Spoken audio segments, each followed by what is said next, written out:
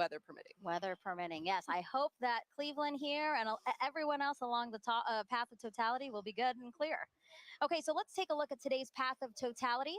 It passes through parts of Mexico, 15 U.S. states, and southeastern Canada.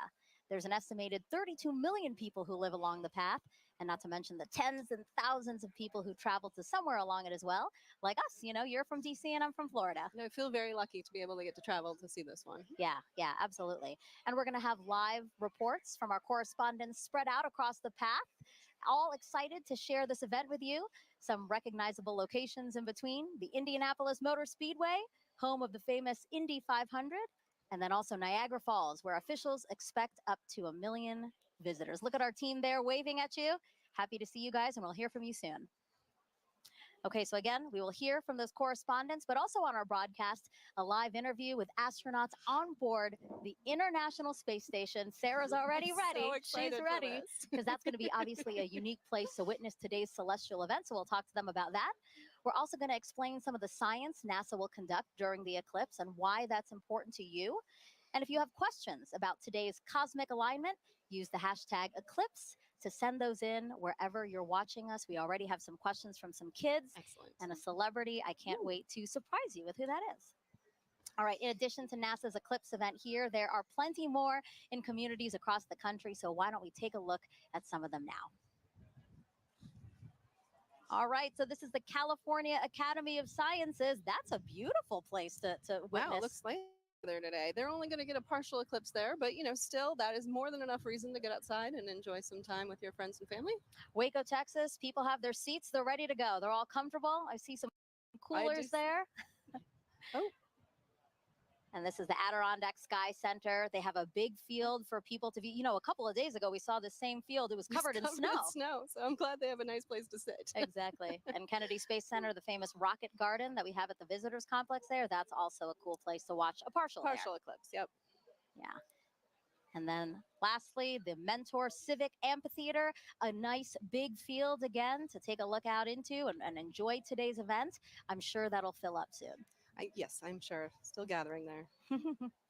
All right, very much a party atmosphere we've seen in some of those watch parties, and especially here, again, the music, the exhibits, all the things happening here kind of reminds me of a sporting event, you know? So because of that, I'm going to ask you, who's the GOAT today, right? Is it the moon, is it the sun, or is it the earth? I mean, I'm a lunar scientist, so I may be a little biased, but you got to go with the moon on this one, right? It's the moon that is like coming in for the block today. It's all the action to the moon. I love that sports reference, but I'm going to have to say Earth. Because, well, first of all, we love our home planet, right? But because we're here, the moon has something to project its shadow on, and that's why we have the celestial alignment and show we're about to see today. That's where I'm going. That's how I'm going, yeah?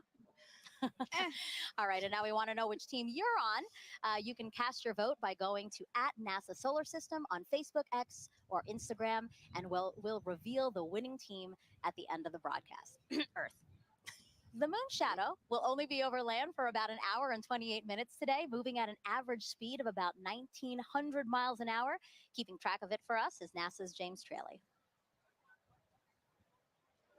Yeah, thanks so much, Megan. I'm going to have to go with option number 3 there, the sun, because it gives us the energy for us to thrive here on Earth. And speaking of energy, it is bustling here at the Kennedy Space Center Visitor Complex. I'm coming to you from our new Gateway exhibit, where we today only have a partial eclipse, but still super excited to be tracking all of today's events live with our Eclipse Explorer. This right here is a fantastic tool that was developed by our friends at NASA Goddard Science Visualization Studio.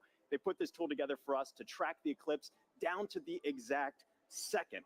If you wanted to get an access to this yourself, get a feel for how this is going to look in your neck of the woods, you can go to go.nasa.gov/Eclipse Explorer, and you can track where your city is going to be, your zip code, by punching it into this little box here. It's going to snap right to your location and give you some key stats. You just saw Cleveland there, so I can bring them up here. Cleveland is expecting peak totality here to start at 3:13:45 to be precise, local time. They've got a time of totality of 3 minutes, 49 seconds, plenty of time to really sit back and bask in their moment in the fully eclipsed sun. I'm going to be tracking all of this all throughout the afternoon for you to make sure that you do not miss a second of this coverage. Even if you're outside of that path of totality like we are right here, more than 99% of the U.S. is going to be able to see at least a partial eclipse. Some places are already experiencing, you just saw that footage from Mazatlan a little while ago. They are already experiencing a partial eclipse. And as always, if you are in partial, be sure to wear proper eye protection to protect your vision so you can safely enjoy today's fantastic celestial event. Plenty of awesome stuff coming up. We're going to keep a keen eye on that weather. Cleveland's looking nice and beautiful, very clear skies. Megan, back to you. Thank you, James. And joining us now is Dr. Bob Lehman, a heliophysicist at NASA's Goddard Space Flight Center. Thank you. It's great to have you here. Thank you very much. So talk to us. Today's total solar eclipse, it's going to look very different from what we saw 7 years ago, right? It is, right. The sun is going to look, the solar corona is going to look very cool today. It's going to look cooler than it did last time. And I mean cool in the sense of wow. Not cold. Not cold, because the solar corona is like 1,000,000 degrees. But compared to last time, was close to the solar minimum, the minimum amount of magnetic activity on the sun. There's this 11-year or so cycle, and 2017 was closer to minimum, and 2024, April 2024 is pretty much close right to the maximum of that. So we're going to see the maximum amount of dynamism of activity, and it's going to look, you'll see rays shooting out. And does that increased activity mean that we have a chance for new discoveries today and increased science? Sure. So in addition to other science that will be done because of the eclipse, just greater activity levels means that we have more chance to see what the sun is going to do, increased radiation levels, increased activity, eruptions that will affect the Earth. So how does that affect the Earth, and how do we study those effects? What do we have, the tools, the assets to study those effects? Sure. So we call the whole general thing space weather, so get increased radiation or what we call coronal mass ejections, chunks of the sun that blow off and hit the Earth, and those affect things like power grids and radio communications and GPS satellites, all of which are everyday real implications for that thing that's 93 million miles away. And how do you feel? You know, you're a heliophysicist. This is kind of like your Super Bowl. Pretty much, yeah. You are not the first person to say that to me today. and are we right? Pretty much, yes. I mean, this is it. I mean, 7 years, and I like to say there's the diving, trying to reach the goal line from the Super Bowl, what, 15, 20 years ago, that was like, totality, not totality. And yeah, today is it. I'm really looking forward to it. Yeah, absolutely. And we will have a whole bunch of fun here. Yeah, again, eclipses are a unique opportunity to really study the sun and how it affects us. So I know that, again, your fellow heliophysicists and really across the disciplines of science, I know that today is really special for a lot of people. It is, yes. Thank you, Bob. I really appreciate you being here. Thank you so much. All right, it's time now to check in with our first team along the path of totality. Here is Tahira Allen in Kerrville, Texas, a city so lucky it gets a solar eclipse twice in a single year. Thanks, Megan, and welcome to Kerrville, Texas. I'm Tahira Allen with NASA Communications. And I'm Gina DiBraccio, the Deputy Director of Heliophysics at NASA Goddard. We're live from the Kerrville Eclipse Festival, where tens of thousands are gathering to witness the second solar eclipse that has passed through this town in just 6 months. Now, this is incredibly rare, and people have traveled from all over the world to share in this spectacular moment right here at the crossroads of the eclipse. Now, Gina, we were lucky enough to be here last year for the annular solar eclipse. How does it feel to be back? You know, the annular was such a spectacular experience, but I'm already feeling even more energy today, and it's I'm like so double excited the crowd. to be here. It is. Yeah. No, and we have a full day of celebration in store. You know, the town really turned out for this event. This morning we heard from the mayor, and we are surrounded with food and shopping and different activities. I think I saw the Texas State Astronomy Club here giving out free telescope viewing. So it's just a really, really special moment for people to come together and enjoy this celestial event. It's right to hear it. And, you know, we had some cloud coverage today. It's looking to be pretty it's good, going back and forth. So, you know, fingers crossed. Regardless of how this turns out, we have live music and dancing afterwards, so it's going to be a good day.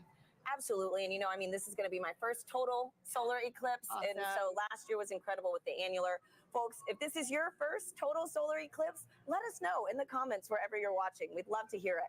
So this is also a good time to remind everyone that it is not safe to look directly at the sun without specialized eye protection for solar viewing. Now that is except during the brief phase where the moon is completely covering the sun, and that will only be for those in the path of totality. Now we have a special guest that you might recognize popping in to share some important tips to make sure you stay safe during today's events. Hi, Eclipse enthusiasts. Lance Bass here, and I want to tell you how to protect those eyes and stay safe during a solar eclipse. During these celestial events, the sun, earth, and moon are in sync, creating solar eclipses. You can look directly at the sun during a total solar eclipse, but only when it's completely covered by the moon for a brief period known as totality. This is a really special moment. At all other times, you should wear eclipse glasses so that you don't say bye-bye-bye to your vision. Seriously. And eclipse glasses are not the same as regular sunglasses. No, they're not. Safe solar viewers are thousands of times darker and will have a specific certification that you should look for right here. Don't be a space cowboy and try to look directly at the sun. If you don't have eclipse glasses, you can use an indirect viewing method, like a pinhole projector. You can make one of these with something as simple as an index card with a hole, or a colander, or even your hands. With the sun at your back, you can safely project an image of the sun through the hole onto a nearby surface like the ground. It's gonna be me who is wearing my eclipse glasses, and so are you. Now, you can't have an eclipse without the sun, the moon, and the earth. And as you heard from Megan and Sarah earlier, we've been hosting a friendly competition to see which one of these three teams that you're siding with today. Now, Gina, I feel like it almost goes unsaid here, but I have to ask. Okay. I don't want to assume. Which team are you repping today? You probably were going to guess sun. Oh, Team sun. Who would have thought? You're right. No. So heliophysics, it's the study of the sun and its influence on everything. And it impacts all of our planets. And today, the solar corona is stealing the spotlight of the show. So team sun for me. I guess it really is the star of the show today. But you know what, Gina? I think I'm going to have to be a little bit biased too. Okay. So International Observe the Moon Night, which is NASA's annual celebration of all things moon, actually falls on my birthday this year. Okay. So I think I'm having a little bit of a lunar connection. All right, team But for those watching, if you haven't joined the fun yet, you can vote for your Eclipse team on NASA's Solar System Facebook, X, and Instagram. We're going to be sharing those poll results throughout the show, so be sure to go vote for your team. Now, also during the broadcast, you can send us questions using #Eclipse on social media. We have teams standing by online to answer, and we're going to be taking some of those questions live on today's show. Now, speaking about taking questions live, Gina, we actually had some kids send in videos before today's show. Oh, nice. So let's roll one of those right now. My name is Jonathan. My question, NASA do any experiments during the solar eclipse? Thank you. Oh, great question, Jonathan. Now, we have a bunch of different experiments that will take place during the eclipse today. So first, we're trying to study the solar corona. So we have NASA's WB-57 high-altitude research jet flying across the path of totality, taking pictures of that upper atmosphere of the sun, that corona, so that we can learn its composition, why it gets to be heated to extreme temperatures. But we also care about the eclipse's impact on Earth and the upper atmosphere. So we're launching 3 sounding rockets up into the atmosphere before, during, and after peak eclipse so that we can study how the atmosphere is changing as well. So, you know, we're studying it with a plane, we're studying it with rockets. Exactly. Any other way? You know, we have balloons, science balloons that are going up too, and we also have different ways that the public will be able to get involved in some of these experiments too. Thanks, Gina. And I actually have a great follow-up question to this. This is from Lisa on Facebook, who wants to know more about the sounding rockets. So they ask, why is NASA shooting rockets into the moon's shadow during today's events? Okay, let's talk more about the sounding rockets because they are a lot of fun. So the first sounding rocket will be 45 minutes before peak eclipse, the next one during that peak eclipse, and the final one after, 45 minutes after. And that's because we really want to understand the difference in density and temperature and these different factors in the upper atmosphere and really get a sense of how the atmosphere changes as the eclipse is coming and passes over. So we have all these rockets going up and it'll be a good day for that. Great, and hopefully we'll get to see a replay of that later on in today's show. That's right. Now, folks, it is really special for us to be back here in Kerrville, Texas, covering today's total solar eclipse. just last October, an annular solar eclipse passed right through this town. Now, for a location to be at the crossroads of these two incredible celestial events is rare. Let's take a look at how the community has been preparing in the lead up to this big day. Kerrville is the eclipse capital of the state of Texas. It is known as being the capital of the Texas Hill Country. It's the epitome of Texas. Ranches, deer, beautiful streams like the Guadalupe here. Kerrville is very welcoming. It's a wonderful community. Tight-knit, small. It has about 25,000 people. Kerrville is blessed to be in that special square, the annular eclipse in 2023 and the total solar eclipse in 2024. We're talking about crossroads, you know, we get it twice. Two eclipses right here, right where I stand. It's statistically extraordinary. We get two in less than 6 months. Everybody's excited about it. City council, county commissioners, everybody's working diligently to be able to provide safe opportunity for the influx of people. This will be the biggest event in the history of the city, and that's why the city is preparing. We're preparing to make the event enjoyable for everybody who wants to see this tremendous natural phenomenon. I think that Kerrville has done an awesome job of preparing, way in advance. It's getting that message out to people to make sure that they're taken care of personally, but then there's the science part of it, letting them know what is an eclipse. And I'm just having a great time going out and talking to civic organizations and clubs and talk about eclipses. So this will be my 4th and 5th solar eclipses. I've seen total eclipse in Nebraska. I drove 1,200 miles for a little over 2 minutes, and it was well worth it. And just couldn't believe the experience of the eclipse. I mean, it's still just, it literally gives me goosebumps every time I talk about it. It's a visceral, emotional experience that is just, you have to experience it to understand. I thought I knew what it would be like, but I gasped at the sheer wonder. It's going to be a, you're going to hear that intake of air and It was the most beautiful natural thing I've ever seen. So to have an eclipse basically in my backyard is just, it's indescribable.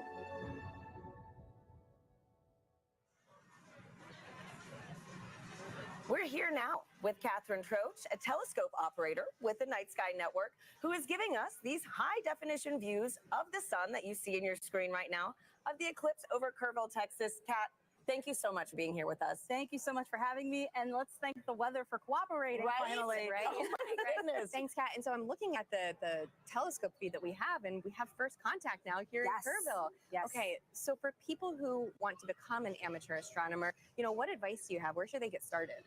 The easiest way to get started is to look up Night Sky Network. Night Sky Network has over 400 astronomy clubs in the United States. You would just use our search function to plug in your city and find the club that's closest to you. And if you don't have a club that's close to you, you can use our coordinator tips to start your own astronomy club.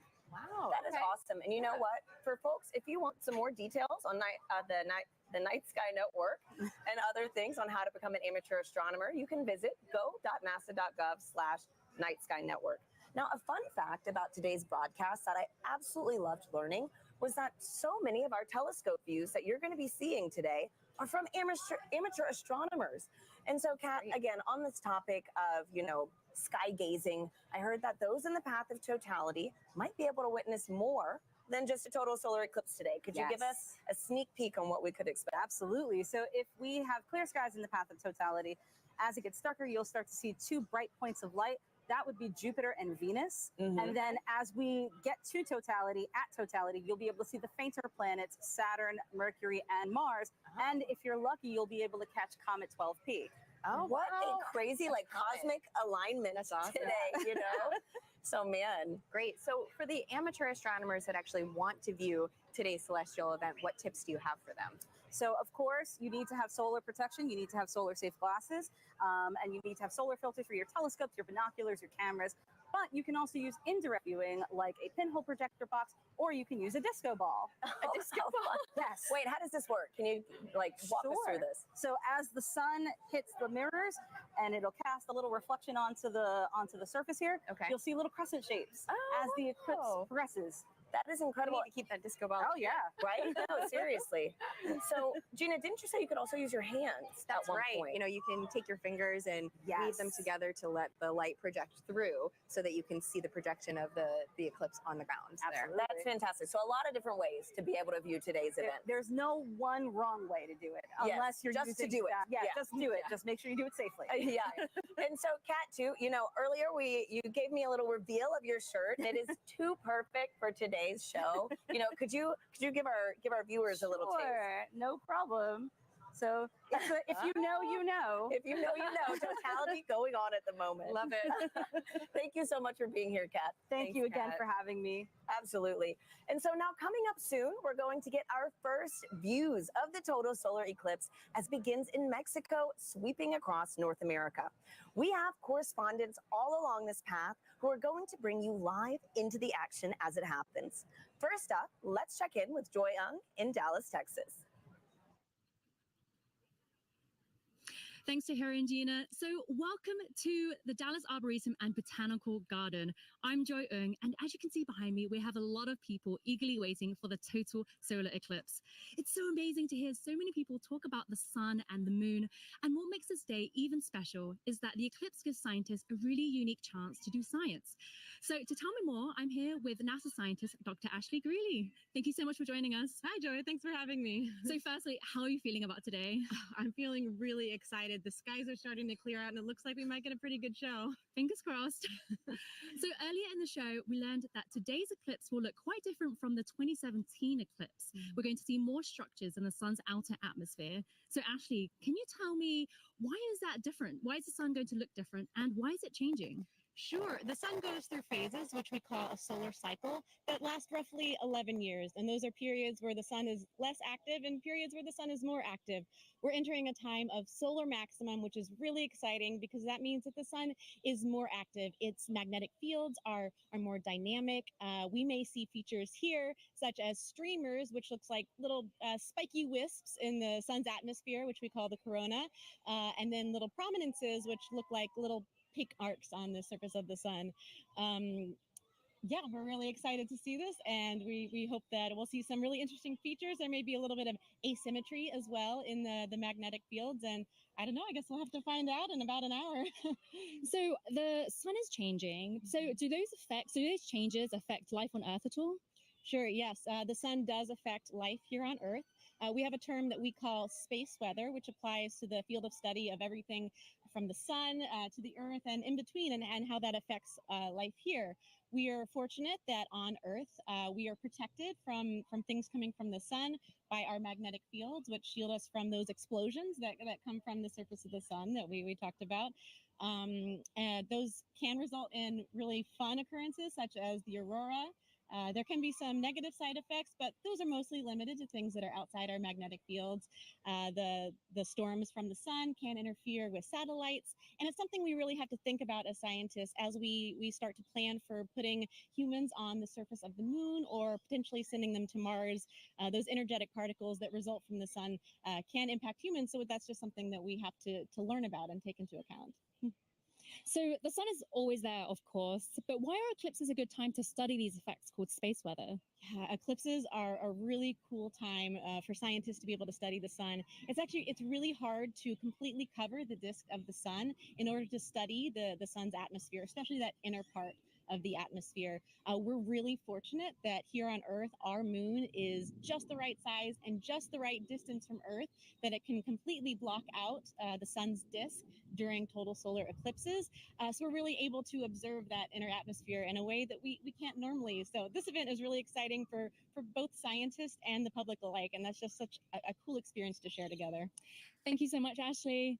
So if you're lucky enough to be in the path of totality, keep an eye out for that sun's outer atmosphere, the corona, and you'll know that you see these spiky features, and it's because the sun is heading towards its most active phase. So for now, let's head to our friends in Russellville, Arkansas. Jasmine, how are things looking on your side? Joy, things are looking absolutely fabulous in a very sunny downtown Russellville, Arkansas. As she said, I'm NASA's Jasmine Hopkins, and I'm coming to you live from the Depot District, where the city is throwing a massive block party all in celebration of the total solar eclipse. Now, people in Arkansas have great reason to celebrate because this is only the second total solar eclipse visible from the state since it was first established in 1836. And the next one visible from here won't happen for another 2 decades. So people around me are gearing up for what feels like a once-in-a-lifetime opportunity. Now, it's not just the residents of Russellville that are excited. On average, the city has about 29,000 residents, but for the past 8 months, they've been preparing to receive upwards of 100,000 tourists right here in the city. Now, of course, NASA has been a big part of that preparation. So to show you what we've been doing to help, I have a video here to show you.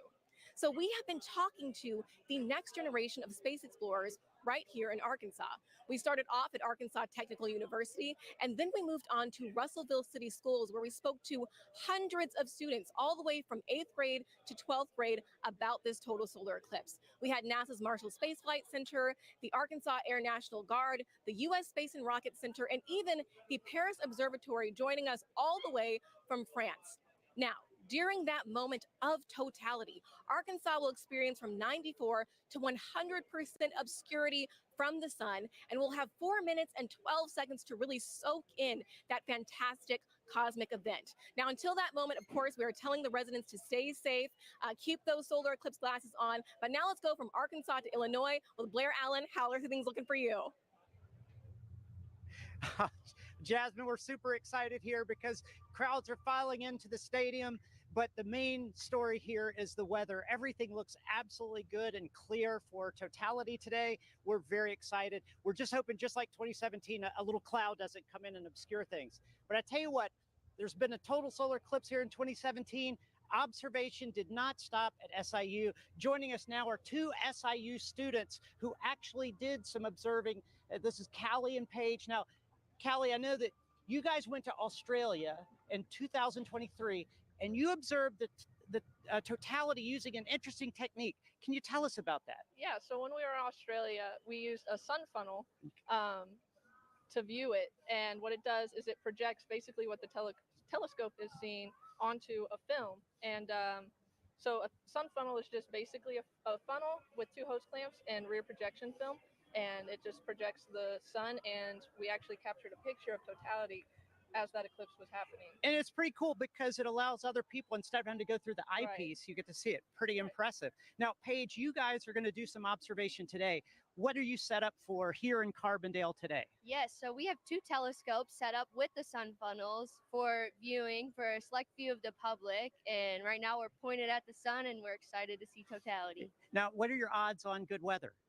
It's looking pretty good. I'm excited. Isn't that great? I'm so excited. I tell you what, one final question, because I know you're experts with solar safety, but Team Earth, Sun, or Moon? We're both Team Moon. Team Moon, Team Sun. I tell you, that's the best you're going to get, but we're all pro eclipse. Back to you, Tahira. Let's go Team Moon. So as you can see, folks, we've got a lot of exciting things in store all across this country, and that was only half of it. You're going to meet three more of our locations later on in the show. Now, Gina, we've got a ton of questions coming in online right now from our viewers. Yep. How do you feel about some Q&A? Let's answer some. Okay, perfect. Let's do it. So our first question is from Fair Cerritos on Instagram, who wants to know, how can I help NASA? You can help NASA by participating in the eclipse. If you can see it today, go outside, enjoy the moment, or download the Globe Observer app. You can do that right now before the eclipse crosses your path. You need a thermometer, and you just record the local temperatures and the cloud coverage. Fantastic. Globe Observer app. So thank you so much, Gina. And thank you to everybody sending in those questions. We'll take some more later on throughout the show. For now, let's check back in with Megan and Sarah in Cleveland, who are standing by with an out-of-this-world surprise. Yes, quite literally that, Tahira, because we have a special treat for our viewers right now, joining us live in space, 250 miles above the Earth in the International Space Station. Everyone, please help us welcome NASA astronauts Jeanette Epps and Mike Barrett. Sarah, you've been waiting. I'm so excited. For this. Oh, there they are. Hello, everyone. Oh, Jeanette, Mike, thank you for joining us. It's a pleasure to join you guys, and I hope everybody appreciates NASA scheduling this eclipse to bring the world together. Yes, thank you so much to NASA, and thank you so much for joining us. Now, you guys will have 3 opportunities to view the moon's shadow over North America, and that last pass will give you guys the best views. And we hope to also share those live views with everyone here on this broadcast around 3:30 p.m. Eastern Time. Now, Jeanette, I have 2 questions for you. Are you looking forward to being one of the few people seeing today's total solar eclipse from space? And 2, I know your crew member, Matt Dominic, will use a camera with a solar filter to photograph the sun being eclipsed by the moon.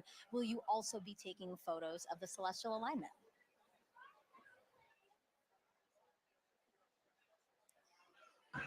I'm definitely taking pictures of the solar alignment. And I think we're very fortunate to be here at this special vantage point to see such a special event at this time. So I'm definitely excited. What about you, Mike? What's going through your mind as you're preparing to see such an awe-inspiring event?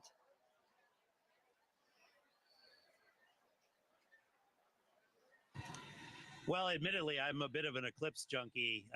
My first one was like when I was 19 with the homemade telescope in the desert, and a few since then. And actually, during the 2017 eclipse, I was on a chartered aircraft several hundred miles off the coast of Oregon watching it. And I got a strange bucket list, and this is one of the things that's on it, to actually watch an eclipse shadow cross the Earth from space. So I'm ecstatic to see this box gets checked and just to see this amazing thing from up here. Yeah, the fact that that was actually a box on your list is pretty amazing. And then now it's getting checked. So, for those wondering, this is what the moon's shadow will look like to Jeanette and Mike. We're going to show you video taken from the space station of the total solar eclipse in 2017. And you can clearly see the shadow moving across the top of your screen there from left to right. We actually sped up the video so you can see more of that transit. This would look a lot slower to them, but really cool. Jeanette, eclipses give us a unique opportunity to study the sun and how it affects the Earth. Can you tell us about the atmospheric waves experiment attached to the outside of the space station right now?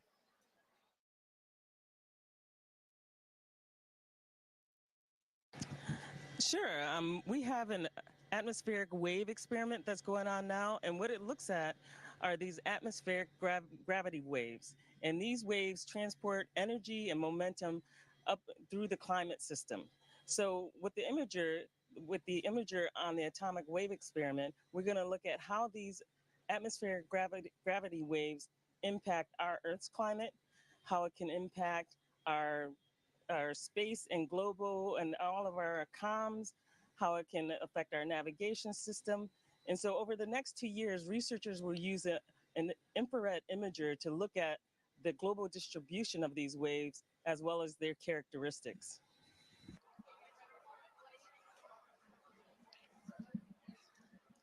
Mike, how does it feel to have a hand in maintaining the space station so that important science like the atmospheric waves experiment can happen?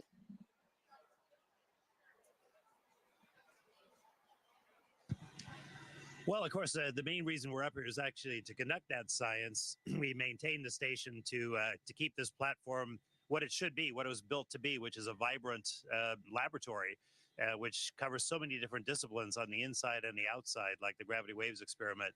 I mean, it's an honor and a privilege, as much as anything, to have a hand in that science. And we end up being basically the eyes, the hands, the on-site presence to conduct that science. And we get to be the first to see results of just amazing things that are years in the making by a bunch of really smart, ambitious scientific teams on the ground. So that's really where the joy is. Maintaining the station is just like maintaining a research ship, something I actually quite like. So I feel very much at home in that role. It's still blowing my mind. I mean, we're here in Cleveland, Ohio, live. You guys are up in space in the International Space Station. I can't believe the opportunity that has been afforded to us, and I hope our viewers really enjoyed this time with you. And I hope you enjoy the show from up there.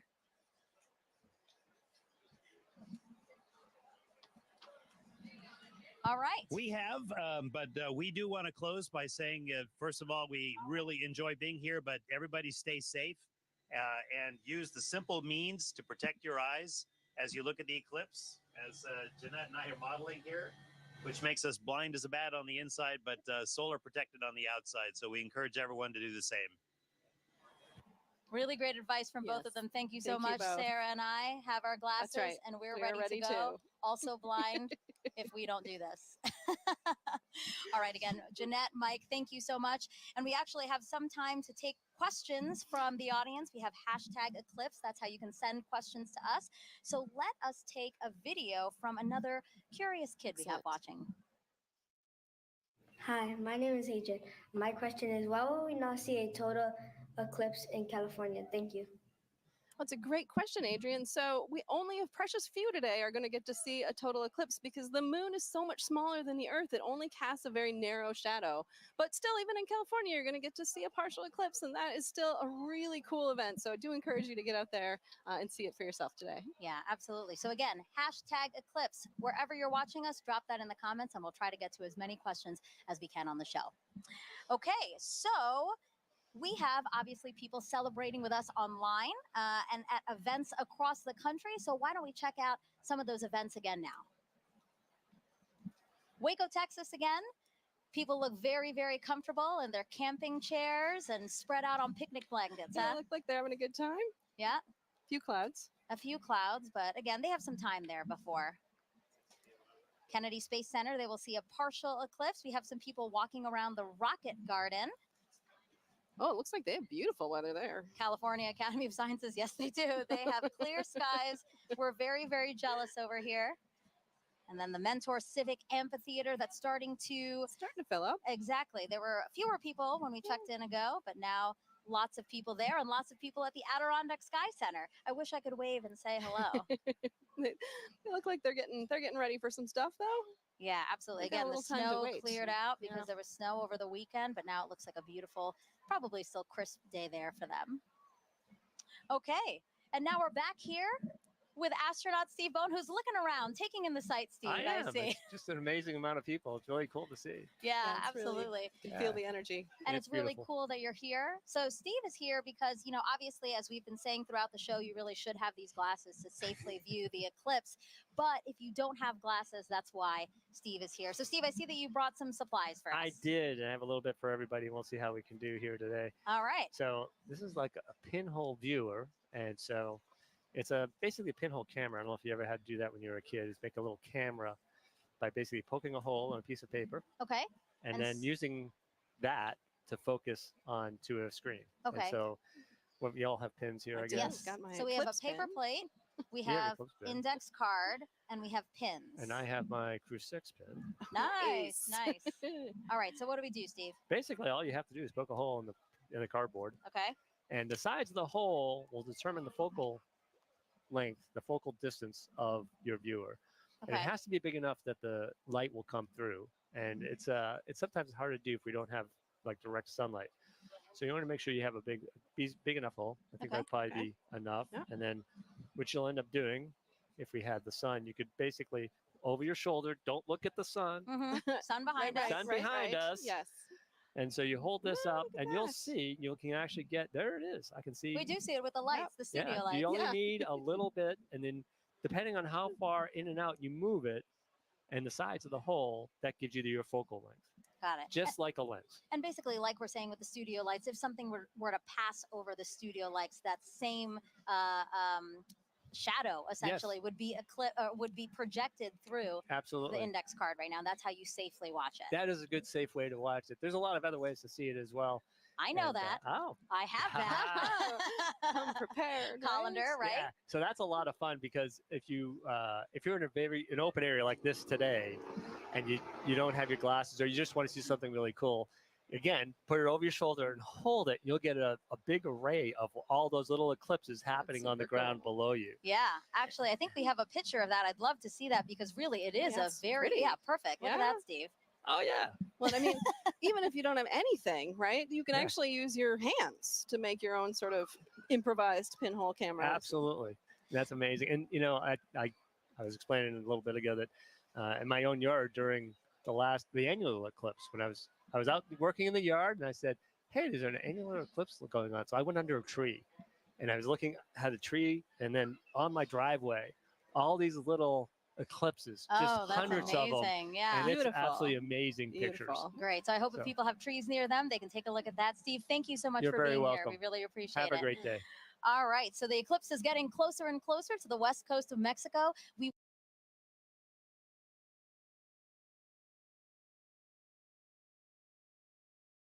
will experience totality there at back over to James at our eclipse board for another look at the path of totality. Yeah, thanks so much, Megan. A lot coming up very soon, and make sure you know exactly when to go outside to observe that totality if you're on our path, or even right now, if you're experiencing a partial eclipse. I've got in our Eclipse Explorer here, I can zoom out just a hair here to show you this. I've got our penumbra on, so this is all the places inside here already experiencing a partial eclipse. You've been seeing some great feeds from our camera in Mazatlan, Mexico. They've been experiencing that kind of crescent sun for a little while now. They're just about 20 minutes out from actually experiencing totality itself. They're going to have a long window where they are 4 minutes and 17 seconds. For some context, back in 2017, the last eclipse that swept across America, the longest time was only around 2 minutes and 40 seconds. That was in Carbondale. This time around, some very long times, just a little bit northwest of Torreon, Mexico. They're going to get upwards of 4.5 minutes. A lot of time to really observe it, but just make sure that you know when to be outside. And as always, access that tool at go.nasa.gov/eclipse explorer. This is going to keep moving on. You see this little thing. I have this actually running in real time. This is our shadow of totality. This is going to continue to move further and further to the northeast and actually make landfall in just a few moments in Mazatlan, Mexico. As you've seen all throughout the broadcast, we've got correspondents all up and down the U.S., all the way up to Maine, covering this live. Very excited to continue tracking this. Make sure you know what's going on here. But for now, back to you, Megan. All right. Thank you, James. So now let's introduce you to more of our correspondents along the path, starting first with NASA's Lauren Ward, standing by to show us what's happening in Indianapolis, Indiana. That's right. Thanks, Megan. We are at the Indianapolis Motor Speedway in Indianapolis, Indiana. It is a gorgeous day. Behind me, I have over 50,000 people here to spectate today. Today, we are waiting for a spectacle that is of a celestial kind. Of course, this is most known for the Indy 500, but we are waiting for something a little bit special today. With me, I have the 2016 Indianapolis Motor Speedway winner, Alexander Rossi. Good to see you. Good to see you. Thank you so much for having me. It's great to have you. So the Helio Big Year is a celebration of sun science and how the sun touches everything, including IMS. So tell me, the track when you're doing a qualifying round is about 4 minutes long, which coincidentally is the length of totality. So tell us, what is it like being on the track? You know what? The sun plays a huge role in determining the performance of the car based on the track conditions. So we actually, when it's a day like this, as much as it's beautiful for the fans, it's actually very difficult for us as drivers because as the surface heats up, the oils come to the top of the asphalt and it actually becomes slippier. So that's surprising to people. They think that temperature would mean grip, but it is until a certain point. And then once it kind of crosses over 100 degrees on the surface, you start to actually go the other way. Wow. And tell me about those tires. How does the sun affect those? So we use slick tires. So Firestone tires are slick. On a road car, you have tread, right? Because they're supposed to be used in all conditions.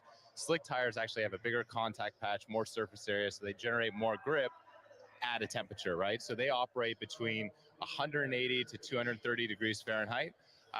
Again, the sun is good until a point. When they go over that 230 degree mark, you start to lose that grip again. Ooh, all right. Well, we have a little competition going on today. We're trying to determine whose big day is it? Is it the sun's, the moon's, or the earth? So my question to you is, are you team sun, team moon, or team earth? That's a hard one, but I'm going to go Team Earth. You know, I just think we're so lucky, especially today with the people that are around us here to be able to witness what we're about to see. Go Earth. Go Earth. You heard it here first. All right, guys, thanks. We'll be back here. Daryl in Niagara, over to you. All right, thank you very much, Lauren. Just 500 miles northeast of you. We are here at Niagara Falls, right next to the Niagara River. This is a special location for a lot of people because it is a once-in-a-lifetime opportunity to see a natural wonder set against a celestial one, the solar eclipse.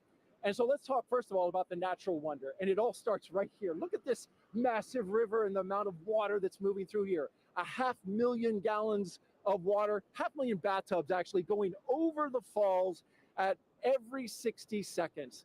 It's tremendous, the flow here.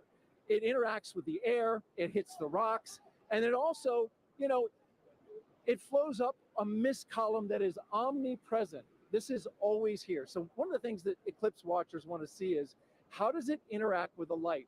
Will we have a pink rainbow because only prominences from the sun will be seen and they're pink? We'll have to see about that. One thing we do need is a little bit better cloud clearing around here, because we do have some cloud cover. But that's okay. People who have gathered here are excited and they're hopeful that it will clear. Who's here? Well, I want to show you our camera from about 500 feet away. Look at all my friendly eclipse watchers. Are you guys ready for an eclipse? Yeah! Whoa, I love the energy. We could use this energy to blow the clouds out of here. As our camera backs out, you're looking at Terrapin Point, and this is the lawn here. It's roughly the size of a football field, and everybody who's here, a lot of people came in at 6 a.m. this morning. They currently cut off the park from anybody from coming further into Goat Island here. So this is the max capacity that we're at right now. It's that popular. Over to the other side, our friends from Canada. Look across the river gorge, about 1,000 feet away. Niagara Parkway is lined with people. So it's a beautiful shot over there, and we really appreciate our Canadian friends who have joined us. Now, this isn't just about the solar eclipse. We've been here for the past week, and we were at locations all across Niagara Falls, 12 to be exact. Take a look at this video. Crowds of people packed the Niagara State Park Welcome Center, where Commander Munikin Campos, the mannequin who flew around the moon during the Artemis 1 test flight in 2022, was on display. Our partners at the Canadian Space Agency sent kids virtually to space all week long. And NASA experts from the Kennedy Space Center gave presentations and talks at places like the Niagara Aerospace Museum and libraries across the area. The outreach was a huge success, with thousands of people participating in the events and passing through our exhibits. And we just want to thank everyone who came out to see us at all our locations, and we hope you left a little inspired about space exploration and a little wiser about all NASA's missions. Okay, coming up, we've got a very special guest for you who's going to share the eclipse with us, CSA astronaut Jeremy Hansen. He's going around the star today, the moon. Not the star, the sun, the moon. The star of the show, I should say. He's going to be here. He's interacting with the public. We're going to get his thoughts on totality along with everybody else who is here. And we're pumped and excited. Right, everybody? We ready for the eclipse? You can hear the excitement. All right, now I'm going to send it 800 miles to the northeast to my colleague, Angelique Herring, who is in Holton, Maine, where I hear you have some pretty good weather. Hello, Daryl, and welcome everybody to Maine. That's right, we do have some great weather. We are here in Maine, and actually we're about 3 miles away from the Canadian border, and also about the last stop on I-95 North. So we're the northmost spot for today's eclipse broadcast, at least in the United States. And so hello from way up north. Now, just like Daryl said, we do have some excellent weather here in Maine today. We've been here for a couple of days, and it's actually been pretty wintry right up until about yesterday. We had snow, it was pretty cold, but you know what? Today, the sun is out, the skies are blue, and it's looking like perfect conditions for an eclipse, or as the Mainers would say, wicked good weather. Now, we're actually standing here in Market Square in Maine, and we are outside of the Temple Theater, where it has actually been in operation since 1919. Over the last 150 years of its operation, it's seen everything from silent films to burlesque shows, and today it's got a more celestial show with the eclipse. Now, the last eclipse to come through Maine was actually in 1963, and that eclipse was only visible for about a minute. In contrast, today's eclipse will be visible for at least just about 3 minutes or so. So everyone here is going to have a lot of time to take in the celestial show, really soak in the event. And the next eclipse won't be coming through Maine until 2079. So makes a lot of sense that we've got a lot of people here really excited to see this once in a generation opportunity and event. We're all excited. I know everybody here is excited. So we'll be here waiting for the moment that we've all been waiting for, the eclipse. With that, back over to you, Megan. Hey, thank you, everyone. It was really cool to see everyone along the path of totality. You can tell we're covering a large swath of land because everybody's in different kind of attire. You know, you have short sleeve shirts somewhere, and then you have like Daryl, who it looks very, very cold, and he does have some cloud cover. So I hope that it does kind of clear out for him. I feel like we've covered all of those levels of weather over the last day and a half. That's true here in Cleveland. So, but it's looking nice now, so that's great. And actually, if you were watching our screen here, we just had a view of the eclipse in Mazatlan, Mexico. In about 10 minutes, that's when we'll start seeing totality in that area. And in that time, the U.S.'s top doctor is encouraging everyone to try and watch the celestial event for our physical and mental well-being.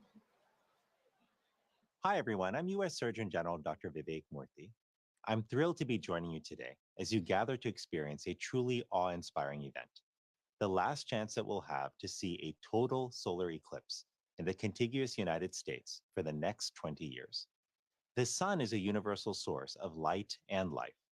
It contributes to our physical, mental, and emotional well-being, and it unites all of us. Today, no matter where you're watching from, whether it's along the path of totality or a partial solar eclipse, you are sharing the experience with millions across the nation. And moments of connectedness like this truly matter. Last year, I issued a Surgeon General's advisory warning about the public health crisis posed by loneliness and isolation. I shared that our connection with one another is a powerful force that can help protect against the damaging physical and mental health impacts of loneliness. What better reason is there to come together with friends and loved ones than to share a once-in-a-generation experience like the solar eclipse? This is an experience that will stay with you, precisely because of the awe that it inspires. Awe allows us to step outside of ourselves, giving us fresh perspective and opening us up to connections. So grab your eclipse glasses and let's enjoy this moment together. Some great advice. Thank you so much. All right, we have time for other hashtag eclipse questions. Sarah, are you ready? I am absolutely ready. All right, let's take a look at this video from a familiar face. Hey everyone, I'm Scarlett Johansson, and I play a NASA Public Affairs Director in the new film, Fly Me to the Moon. I hope everyone is safely enjoying today's eclipse. I actually have a question about the moon for NASA. So during a total solar eclipse, I've heard that craters and features on the moon play a role in what viewers see on Earth when the moon blocks the sun. So why is that? Question, Scarlett. So yeah, as we, the moon isn't a smooth marble. It actually has big, high mountains and valleys, these craters. And as we approach totality, sometimes you'll hear people talk about Bailey's beads, and these are the last few moments of sun creeping through those deep valleys. Yeah. Just before we hit totality. Yeah. Absolutely. Thank you so much. It's so great to have you here to answer some of these questions, and we plan to take more. If you send them in, hashtag eclipse again. Okay, if you're just joining us, I'm NASA's Megan Cruz, and this is NASA lunar scientist Sarah Noble.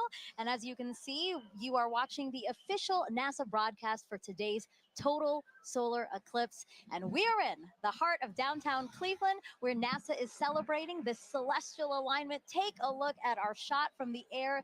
That is how many people who are just here at the Great Lakes Science Center alone. So many more spread out throughout Cleveland, because again, the last time this city had a total solar eclipse was 1806. But again, just down the road, we have the only NASA center in the path of totality.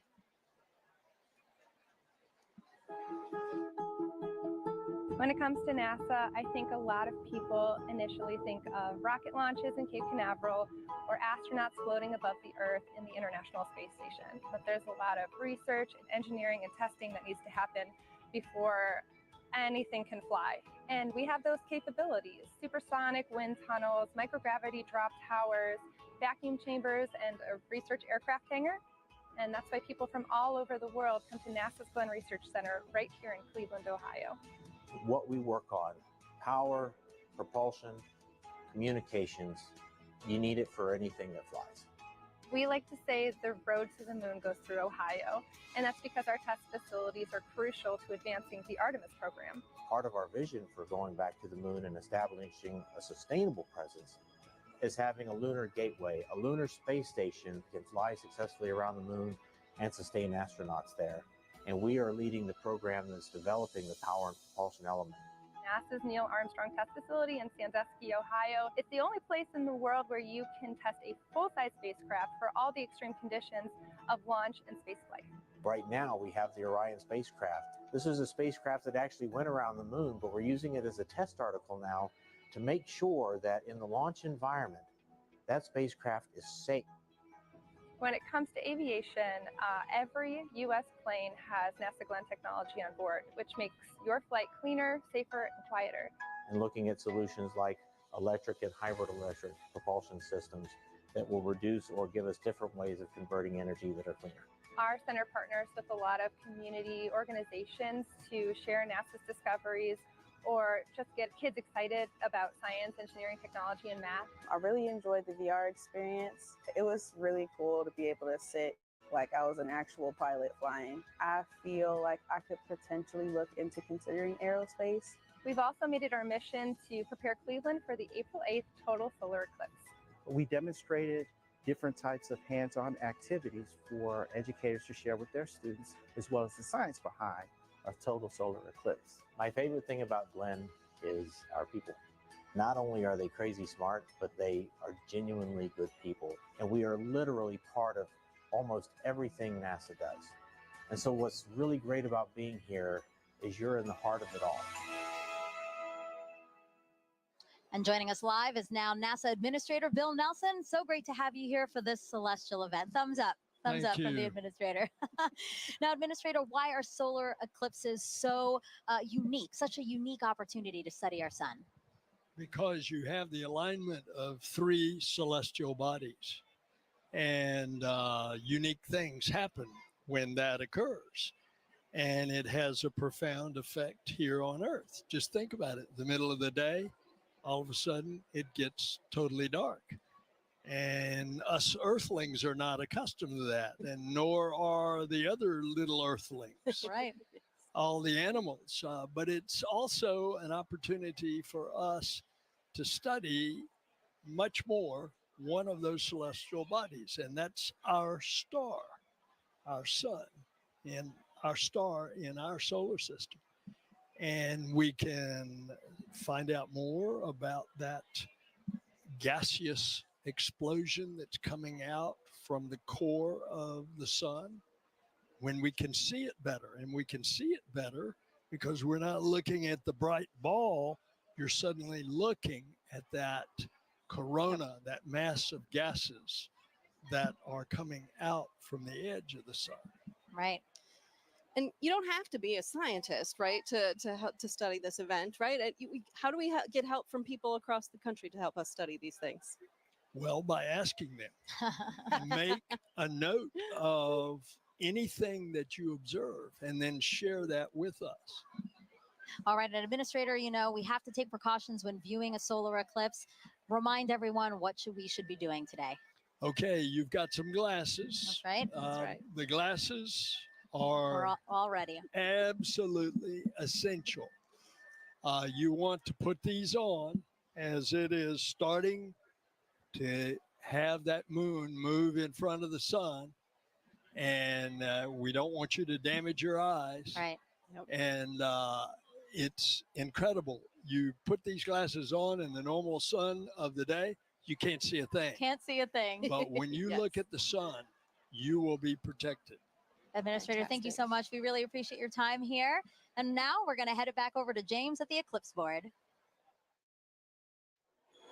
Whew, yeah, the countdown is on. Just a few moments left until the eclipse makes landfall in Mazatlan, Mexico. Right here, you can see where that eclipse totality shadow is right here. It's going to continue moving very rapidly onwards to Torreon, where we have a live feed covering all of this event. Super excited for that big moment. And let me actually just go to our moon board here, and we can play through this at 60 times speed. I'll zoom in a little bit here. And Scarlett Johansson had a question a bit earlier about the kind of rippling effect that we see of the eclipse shadow. When you first see this right here, at first glance, you might think it's low resolution or lacking some kind of information here. The inverse is actually true. This is actually incredibly high resolution, this shadow projection that we have, because of data that we've been gathering at our moon for more than 10 years, thanks to an orbiter called the Lunar Reconnaissance Orbiter. It's been mapping our nearest neighbor in incredible resolution. just really getting every single bit of valley or crater or mountain.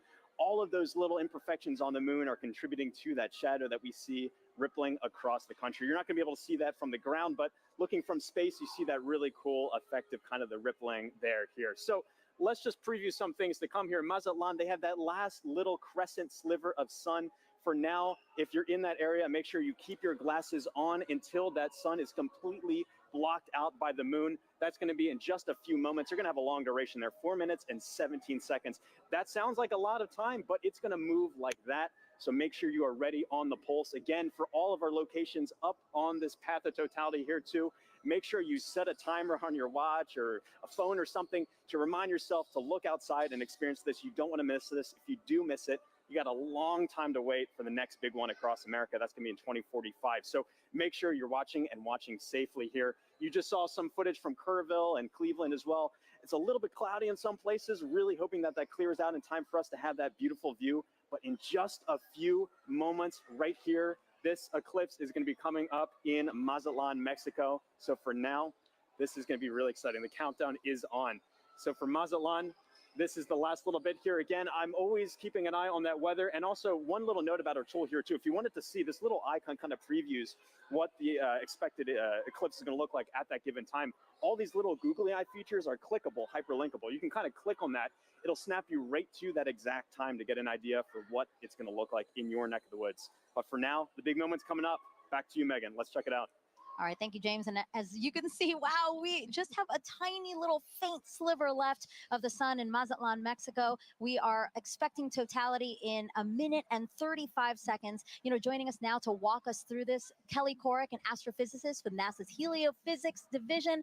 Kelly, tell us about the science NASA is about to conduct right now in Mazatlan. So science that they're going to conduct is about the WB-57. So we're going to fly some planes over and make sure that we can actually see that solar corona, that that hot atmosphere that's around the sun that we're about to get once we reach totality. Yeah, and it looks like it's almost there. Yes, it's almost there. You know, we have a view right now of inside the cockpit of one of the WB-57s, or at least we're efforting one, because as you said, this is going to be a huge part of what we do in Mazatlan. Definitely, yeah. It's the there it is, oh, Kelly. There it is. Oh, look at that view. So we're looking out. That's great. We're looking out, and it looks like we might be able to, we're seeing a lot of clouds, but hopefully a shadow as well as we're coming in to totality there. And so, yeah, so these WB-57s are carrying 3 different instruments or 3 different experiments, 2 to look at the sun and 1 to look at our atmosphere, because our atmosphere actually responds to the eclipse. And we're trying to figure out how that ionosphere, that layer of the atmosphere, actually responds to it. And you said it does look like there's already a shadow over land. You know, we also have a shot, and we'd like to pull that up now, a shot of the coast and the fact that it's already going on over. And you know what's really cool about all of this is we do have eyes all over this thing because we are collecting so much data. Yeah, definitely. I mean, we have the stuff here. We also have rockets on the other side of the country being launched to, again, study that. Oh, look at that. That's the diamond ring. That's right. We're not there, but I feel the energy just watching it. Yeah, so this is because of the craters and the peaks and valleys of the moon, we're seeing the last bits that are just getting through, and now we're getting to totality.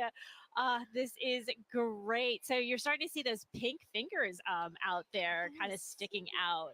Wow. So again, totality here in Mazatlan, Mexico, the first community in North America to experience the moon completely eclipsing the sun. And if you are in Mazatlan right now, it is now safe to remove your eclipse glasses for the next 4 minutes. And you mentioned some of those pink filaments that we're seeing, right? Can you talk us a little bit through that, Kelly? Yeah. So those pink filaments, because they're helium rich, that's why they're appearing pink and they're hanging out there. Those could be the start of space weather. So there are lots of tons of material, billions of tons of material that could possibly be one of those explosions for space weather. The reasons why we really study the sun and try to understand how to live with the sun. Well, can you explain why space weather is important to us here on Earth? Definitely. So it's not just satellites that are interested in space weather. It's also our power grids, because of those energetic particles coming from those big explosions that can happen in the sun. That could damage our power grids. It could also do things like interfere with GPS signals. And I know we all use our phones to navigate everywhere. So if we didn't have that, that would be a big problem. So we're looking to understand it better so we can all mitigate all those things. Some of the movement we're seeing here is just or telescope operator adjusting because, again, they needed to make some changes for before totality. Now they're viewing it a different way. And then after totality, we might see some shakes there as well. But I really just cannot believe how crisp it is. As we said, it's not a marble, but I mean, just the view of it is so crisp with these little, again, those filaments are just amazing that we can see that to such accuracy, you know? Right, definitely. And also the white fuzz. I mean, you're seeing something that's 1,000,000 degrees just hanging out all around the sun. And, 3 billion Earths can fit inside of there. So there's a lot of atmosphere there, all around there, just hanging out, being very warm. And so, one of our mysteries is, and one of the B-57s are addressing. There you go, WB-57, our pilot. Yeah. He's flying. So basically, Kelly, he is going to fly and try to chase down the shadow for as long as possible, keep up with it as long as possible. Exactly. The shadow is much faster than the plane. However, they can chase it for a while and get an extra 2 minutes. So on the ground, we can only get 4.5 minutes, and they're going to get 6.5 for that plane. I love that they're waving to us. Oh, there you go. And now we're flipped. Now we're seeing the front. So again, they are in night. I mean, it looks very dark with only some light in the horizon. Yeah. Right. Yeah. And that's what we'll expect wherever we see totality is the night sky is very dark. You might even see some planets or stars. And then you'll see like twilight all around at 360 degrees. What an amazing vantage point as well. My gosh. I'm very jealous. Kelly, are you jealous? I kind of feel like you're jealous. I'm kind of a little jealous. Yeah, I kind of want to, see if I can make a faster plane so we can, follow it all the whole way. Plus, they're up above the clouds, so they don't have to worry about the clouds. Exactly. Well, I do want to say a big thank you to the WB-57 pilots and the whole team supporting them for that great view. That was awesome. Kelly, you have a wealth of knowledge when it comes to the sun. And for those watching, if you're interested in learning more with her, check out her and other experts featured in the Sun series of NASA's Curious Universe podcast.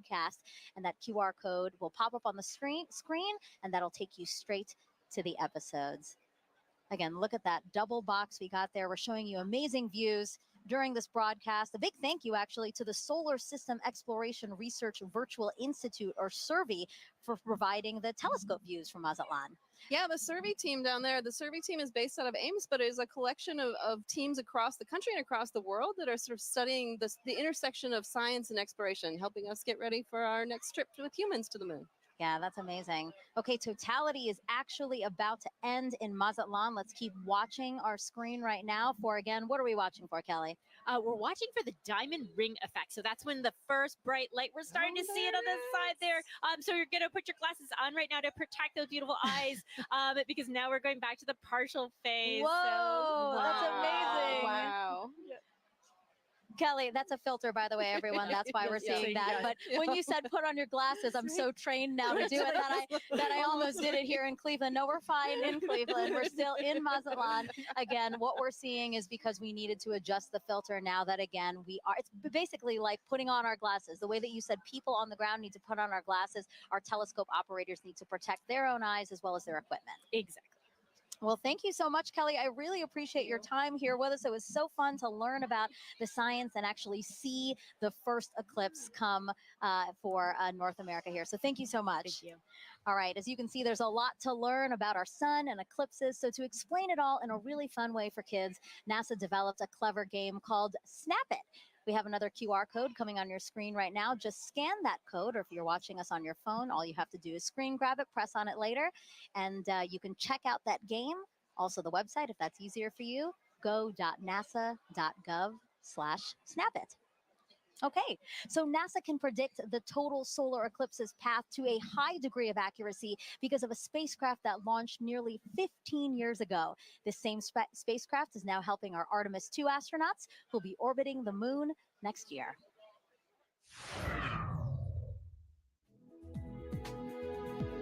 NASA's next step in establishing a long-term presence on the moon is sending 4 astronauts to fly around it with the Artemis 2 mission.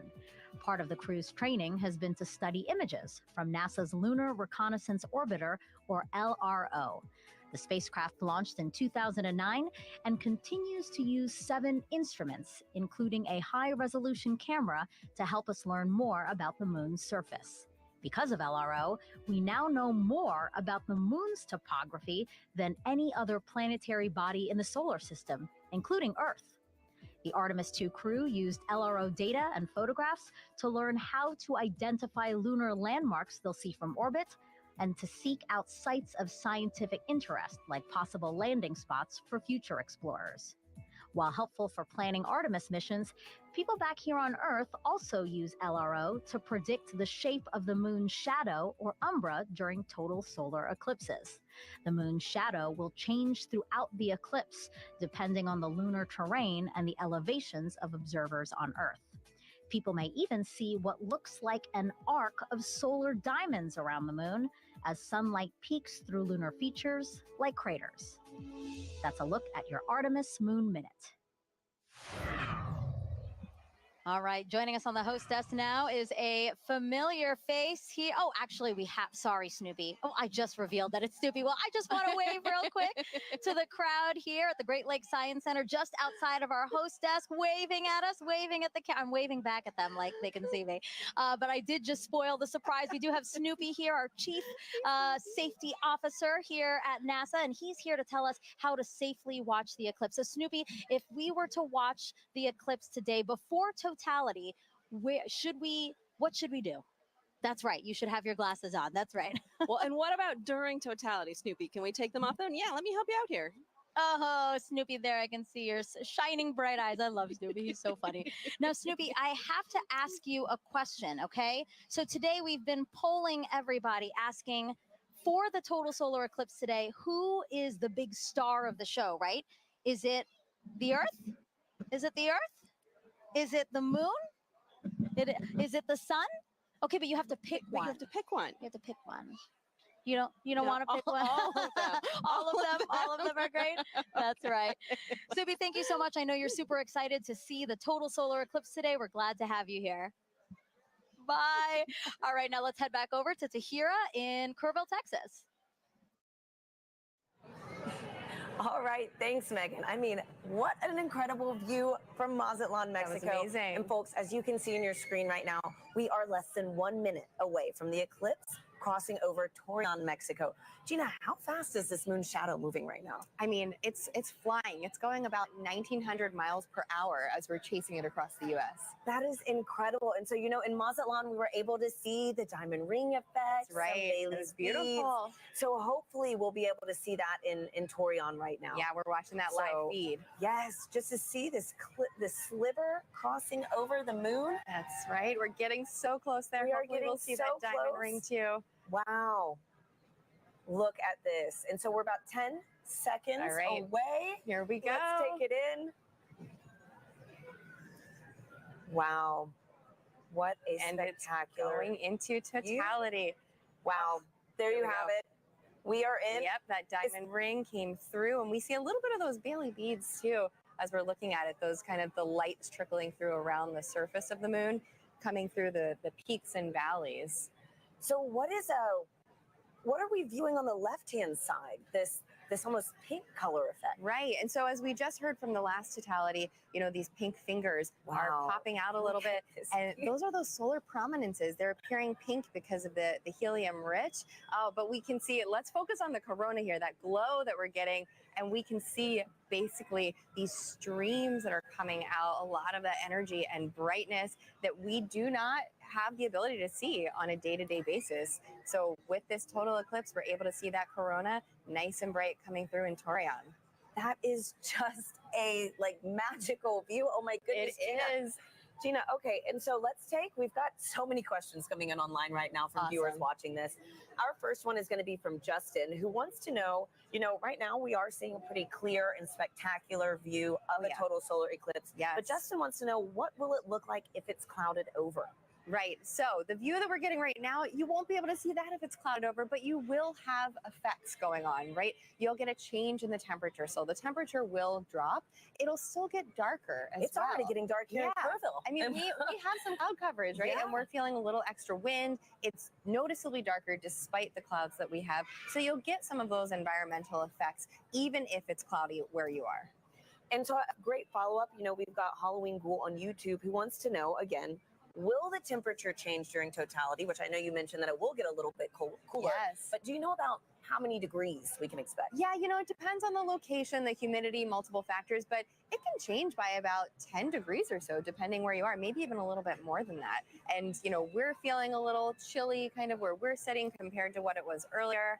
And I mean, I'm just staring at this view of totality that we have in Torreon.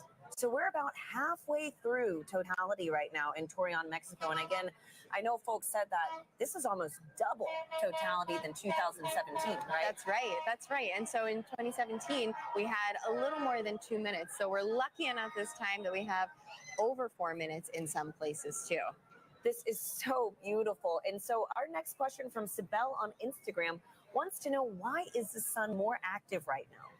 Oh, so the sun is more active because we have an 11-year solar cycle. The sun goes from solar maximum to solar minimum, where it's changing its level of activity. Oh, and as you're seeing the screen, yeah, so I see in that the bottom right there, we can see that prominence extending out. And as we heard earlier in Mazatlan, you know, that is potentially the beginning of space weather activity. So we're talking about solar maximum. If there's a time to see any of that space weather activity during the total solar eclipse, this is the time to do it. So let's watch that as we go through totality in our other locations too, and maybe we'll be lucky to see some of these features change for us. That is so beautiful. It is. And so Gina, too, you know, how we're in a higher cycle, solar cycle right now. How many years, you know, is that fluctuation? Right. The solar cycle goes on for 11 years when it peaks in activity, and that's where we are. Where the latest predictions are that we will reach that maximum sometime this year, and then it'll decrease in activity going back down to solar minimum. And so, Gina, I've got time for one more quick question from Christopher on X, who wants to know which other planets have the best eclipses. Oh, okay. Well, that's right. So eclipses don't only happen on Earth. Let's talk about Mars, for the fact that Mars does have eclipses when the moon crosses in front of Mars. Mars has 2 moons, and the rovers on the surface have captured images of those. But no other planet has a view quite like this, right? Nope, that is special for us. Just the distance and the size of the moon makes it such that it will completely block the sun as it's doing today. Wow. And you can see there's that diamond ring effect as we are coming out of totality in Torreon. What an incredible! Wow, it's a bright one too. Look at that. That is a bright one. So is this this is what, a Bailey's bead, or? So that's going to be that diamond ring. Just how bright it is. Bailey beads are a little bit smaller as they kind of bubble over the surface, but folks who are in that location should have those safety viewing glasses back on so that they can now view the partial eclipse that they are experiencing. Well, that is fantastic. And you know, the next time we see this eclipse, it's going to be right here in Kerrville, Texas. So folks, the countdown is on. We've got about 10 minutes until we see this with our own eyes. You can hear people too. Yes, big moment right here in Kerrville. For now, let's check back in with Lauren at the Indianapolis Motor Speedway. Thanks to Hira. We are getting close to eclipse ourselves, but for now, we have a very special guest, NASA's very own Pam Melroy, Deputy Administrator and former astronaut. Pam, it's good to see you. Oh, it's great to be here. I'm so excited. It's very exciting. So what's it like being in Indianapolis for an exciting event like this? Well, it's a beautiful day here. And I love the fact that we're here with thousands of people in the Indianapolis Motor Speedway, but we're joining with millions of people around America looking up together to the sky. Absolutely. And tell me, is this your first eclipse? It's not my first eclipse, but it will be my first totality. I've seen several partial eclipses, but there's something mystical and mysterious and in some ways unifying about a total eclipse, and we're all going to feel it together. Absolutely. We could not have lucked out more on this weather today. So as a former astronaut, we know that sun science and space weather are very important to keeping our astronauts safe. What is space weather, and why do we care about it? What is NASA doing to study it? Yeah, that's right. It's actually very important. It is of concern for astronauts who are in space because they experience the radiation of the sun that comes from solar flares and solar weather. But the reality is it's also affecting life here on Earth. It impacts the upper reaches of our atmosphere called the ionosphere, which is an electrified part of our atmosphere that is a conduit for communications. It's critically important. It can even affect power grids. And of course, if you ever have seen the Northern Lights, you've seen the effect of solar weather. So, but really the focus for today is where that solar weather starts, and that's in the corona, the sun's atmosphere. It's very unusual, and we don't exactly know what's happening because the sun's atmosphere is millions of degrees hotter than the surface of the sun. So we are hoping to learn today more about how that happens and why that happens so that we can better predict those solar flares and those things that impact us here on Earth. Yeah, that's all extremely important and something that we're learning a lot today too. Pam, thank you very much for joining us today. Thank you. As we've learned, solar eclipses are very important to learn for many, many reasons. We have radio telescope operators who are studying the eclipse today for this very reason. Let's take a look at that work. When the moon blocks the sun during a solar eclipse, there is a noticeable impact on Earth's upper atmosphere, known as the ionosphere. These changes can affect radio communications, including amateur radio, also known as ham radio. Ham radio is a way you can talk to people all around the world.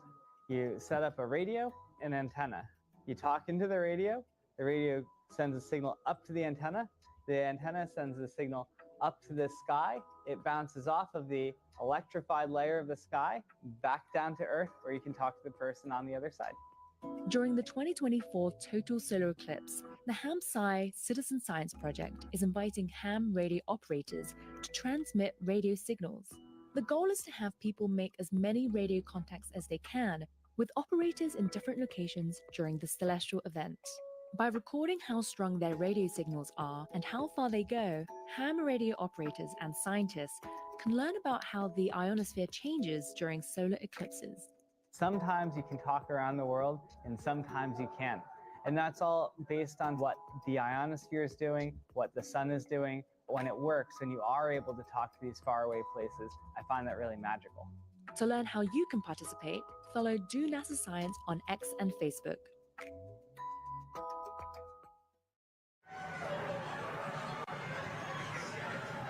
And we are minutes away from the total solar eclipse over Kville, Texas. The temperature is dropping. As you can see, I have to throw on a jacket. The sky is dimming.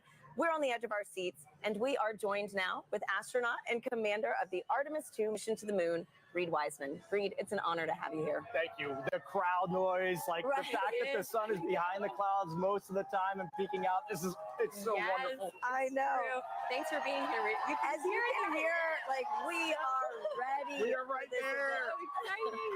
So tell us, Reed, you know, obviously everybody is excited, but have you seen a total solar eclipse before? Never a total. So I will share this darkness with you. Same. This whole crowd the first time. Oh wow, gosh, this is incredible. So great. too, you know, what considerations do you and your fellow Artemis astronauts need to think about when related to the sun when traveling back to the moon? Well, it's great to see Pam Melroy on your last clip, a dear friend of mine. So it was nice to see Pam's face over there. But when we're heading out to the sun, it's really radiation is our big thing that as we're heading out to the moon. Yeah, it's really the solar sun. radiation that we're most thinking about there as the danger from the sun. And the Apollo astronauts dealt with it, and we've dealt with it for a long time on the International Space Station. And we have a lot of data from the moon, from our NASA probes that have gone out there and collected. So we think we know what we'll encounter. Great. Okay. And tell me, Reed, how does it feel to be the commander of NASA's first crewed mission going back to the moon since Apollo? I'm flying with Victor Glover, Christina Cook, and Jeremy Hansen. The Dream team, yes. I know. So every day that I go into work, I won't say every day is easy, but every day is fun. And I'm flying with people that have principles, they have integrity, and they have just so much knowledge and professionalism. It's a dream come true. And getting to work with the whole team, the international team, it's the best. Wow. Well, thank you so much for being here with us, Reed. You know, really quickly, do you have any advice for anybody that might want to follow in your footsteps one day? We always say that you have to find that job that you love, go all in on it, live your best life, be as good a professional as you can, and someday apply for the program. And we look forward to seeing your application come across our desk. Thank you, Reed, and good luck on your upcoming mission. Thank you. Great to be here. Now, if anybody feels like reaching for the stars, NASA is actually currently accepting applications to be an astronaut. You could one day travel to the moon and eventually to Mars. From teachers to scientists to even those in our armed forces, we are looking for a diverse group to take humanity farther into the cosmos. You can apply now through April 16th by visiting go.nasa.gov/astro2024. Now, timing is everything when it comes to pulling off successful science during an event like today. Let's hear from a very special guest who also knows a thing or two about perfect alignments.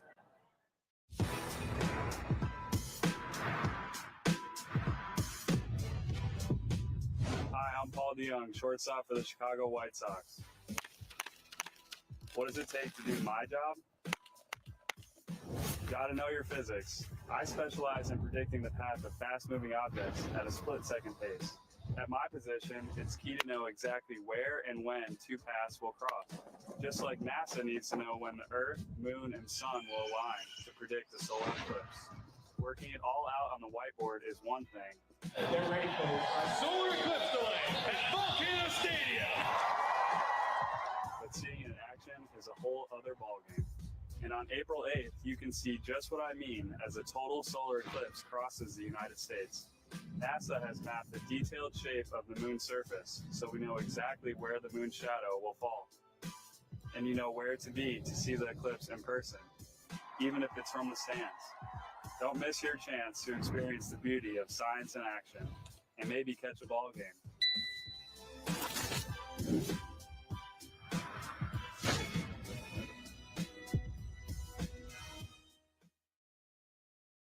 You actually can't see it.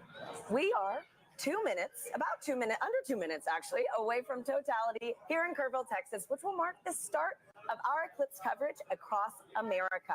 Now, folks, we have a little bit of cloud coverage right now in Kville, so we are showing the Dallas feed. But again, we're holding out hope. Gina and I are thrilled to be here with Dr. Nicola Fox, who is the Associate Administrator of NASA's Science Mission Directorate. Nikki, thank you for being here. Oh, I wouldn't be anywhere else.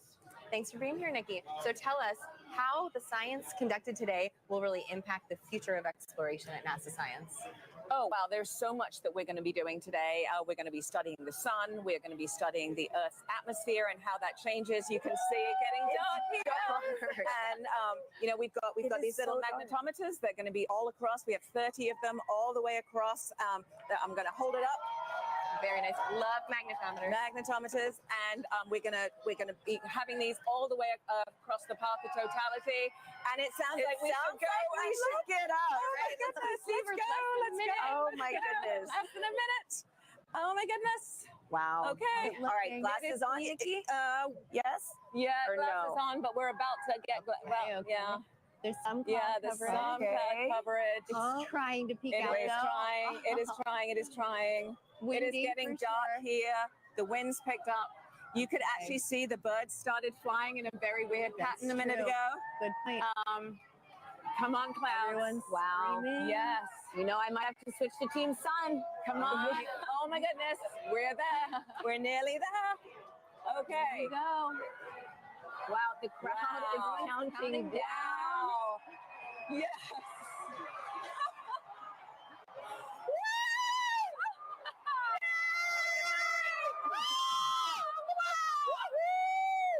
Oh my gosh, it's Yes! Oh my goodness. That is amazing. I told you. No, go away, clouds. Go away, clouds. They're gonna Look at move. that. Oh my goodness. Goodness. I have been saying all day. Look how dark. Look how dark it is around here. Yeah. It is just this white ring. A white ring. Yeah. It's so dark. It is so dark. It is so You can see dark. the planes in the sky You much can. better. Wow. You can. Everybody's We have just planes and screaming. helicopters and drones. The whole all over the crowd place is today. Here just Here we we go. go. They're gonna clear Look for at us. that. Yes. Yes. Woo!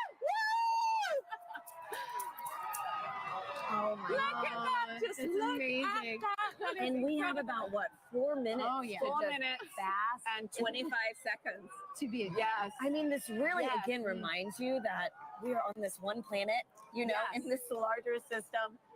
And you have to be on this planet to see what we're seeing. You do. right now. That's why we are Team Sun, Earth, and Sun. Moon. Because you need the moon for an eclipse. You need the sun for an eclipse. And we're Right. standing on the Earth to see it. Oh man. So All of NASA science represented by a total solar eclipse. And something that over 30 million of us today, at least in the path of totality. At least, yes. Able to witness this. 31 people living in the path of totality. So Doesn't imagine count how the many people travels. actually traveled here. Yes. Absolutely. Yes. This is getting me extra excited about all the science that we're doing. right? Yes. Yes. All right, those clouds are playing tricks on Those us clouds now. are being pretty mean. Yes. It was nice to get a taste, though. Wow. True. It is so dark. It is. We've got everybody is looking so up. I'm dark. so happy that, for Yes. folks that travel, able to see this take place. That's right. And so it's been such a great atmosphere here all day. Every time the sun comes out, everybody Everyone's cheers. cheering, counting down. It has been incredible. And so, wow. That's true. Oh, Nikki, what's your favorite part about an eclipse? Is this your first? No, this is my second one. 2017. I was in Nebraska and I saw it there. But I think there's just you can study the sun, you can study the corona, but suddenly you see it with your own eyes, and it's that feeling of just wow, that is our star. Like it isn't just the sun anymore. That's a star, and you see it looking like a star. And as we study. As we look for exoplanets in other galaxies that might be able to support life, we need to understand our relationship here on this planet with that star. And so it's so important. And I think when you see it, you're just like, wow, it actually is a star. Yeah. It's not just a bright point of light in the sky. You can see the structure. You can see just how exciting the sun is and actually how dynamic it is. Yeah. And it's not often in heliophysics that we can actually see the science that we're doing with our own eyes. That is right. So it's a rare experience. Or even sharing it, millions of have us so today. many people partake. Yep. That's right. It's pretty windy too here. It is windy. And so I know earlier in the show we've mentioned that total solar eclipses really might only pass through a certain location, say every 375 years. Yeah. Can you explain how come we don't see eclipses like this every month? Yeah, every month. Because the moon's orbit is actually tilted, and so most of the time when it passes in front, it doesn't block out the light for us. At this particular time, it is right on the plane between the Earth and the sun. It is actually at its closest point to the Earth, and so in the plane of the sky, the moon is exactly the same size as the sun, and that is very unique. That is so special too. Yes. I mean, what are the odds? It's the 400s, right? Yes. The distance between the Earth and the moon is 400 times closer than the Earth and the sun, and the size is 400 times smaller as well. So it just blocks it perfectly. Yep. It does, and right now the clouds are blocking it perfectly. Hey, but we got a taste of it, which was very nice, and we are chasing this eclipse across North America today. We are. So excited. We are. I think it wants to come out again. I don't know. These clouds are thinning. Yeah, the clouds. You can hear the crowds cheering. Getting excited. We're hopeful. Yeah. Channeling all that good energy. Yeah. This crowd has been great all day. Oh, yes. All day. It's crazy to believe too that it was so dark and it's only like midday. Oh yes. Yes. Yeah. Wow, and we're starting to get starting to get the light back. Yeah, starting to get the light back. Yep. So unfortunately, we did not see the diamond ring at the end of the eclipse because of the clouds, which is always a crowd pleaser. But we did see it actually right before totality. There was suddenly this beautiful bright one light, and then it all went dark. So we did actually see quite a few great features on the sun, and somebody actually was saying they could see a sunspot.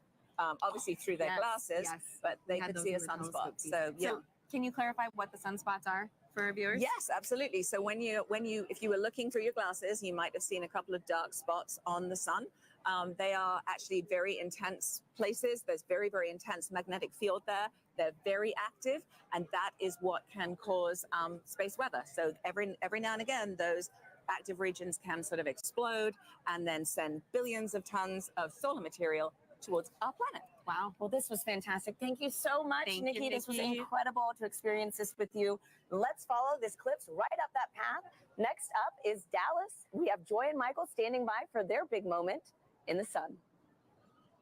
Yeah, you can feel the temperature change. The wind is completely quieted down. Yep. So the energy here is amazing. So with me right now is Dr. Michael Kirk. He's one of our eclipse experts. Michael, we saw an annular eclipse back in October, but today is a total eclipse. How are you feeling today? It is totally different. I am ecstatic. The annular eclipse was really cool. This is, you can feel it. The energy here is electric. If you look around, you can see that the darkness is coming. Let's have a quick look at what we're looking at right now. We're almost there. We're a couple of minutes away. Ooh, yep.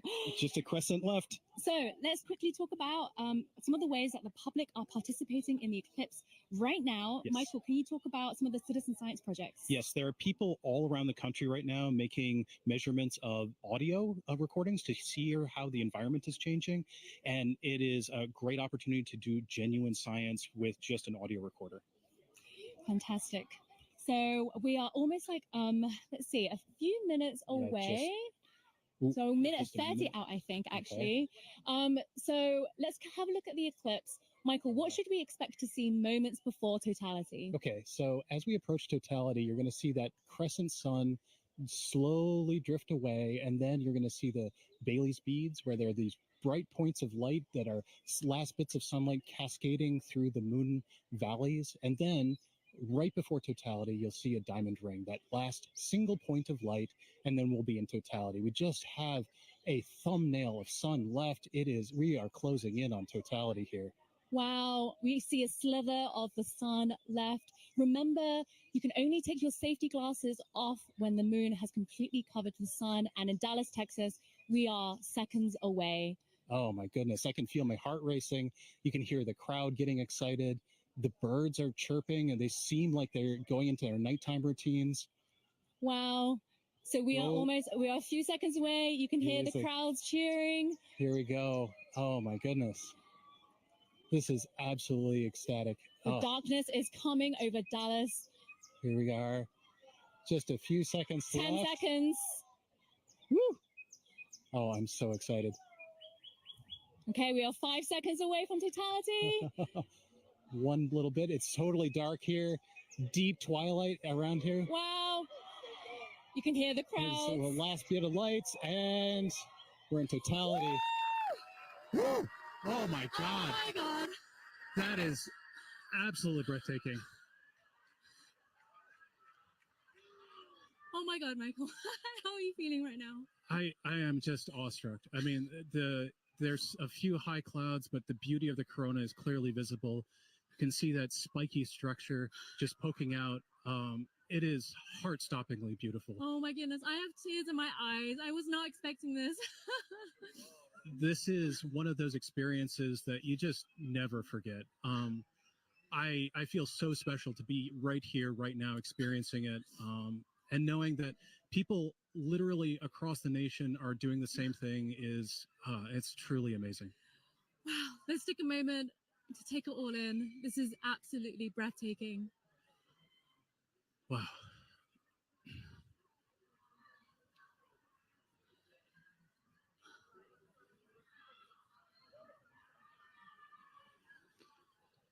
You can see that spiky structure of the corona. That's indicative of our approach to solar maximum. That asymmetrical nature of the corona happens when we're in solar maximum, and that's going to be happening in about a few months from now. So that means that this view of the corona will never happen again, ever. This is a completely unique view that even if you see a million solar eclipses, you'll never quite see one like this.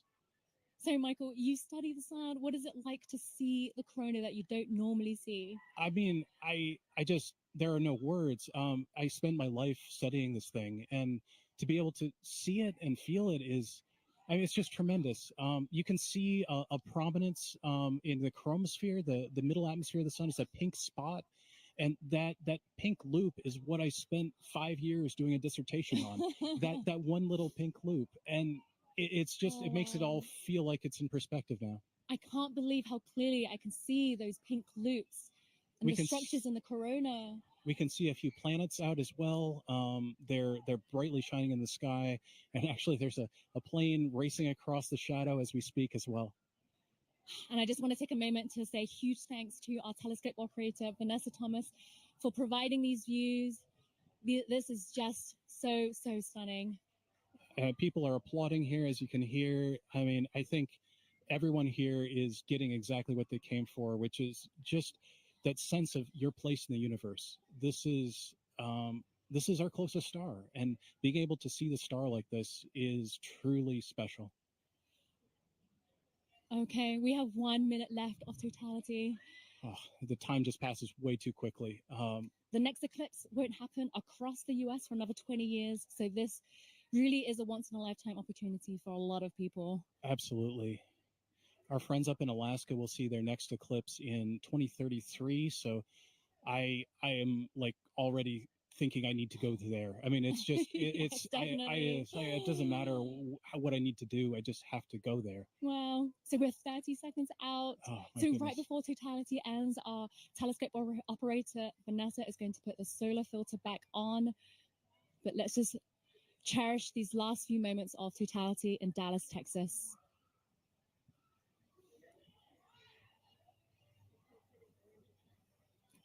Michael, what will happen right before totality ends? So as totality is ending, we'll go through the process in reverse. You'll see maybe a diamond ring, a few Bailey's beads as the sun creeps out of totality.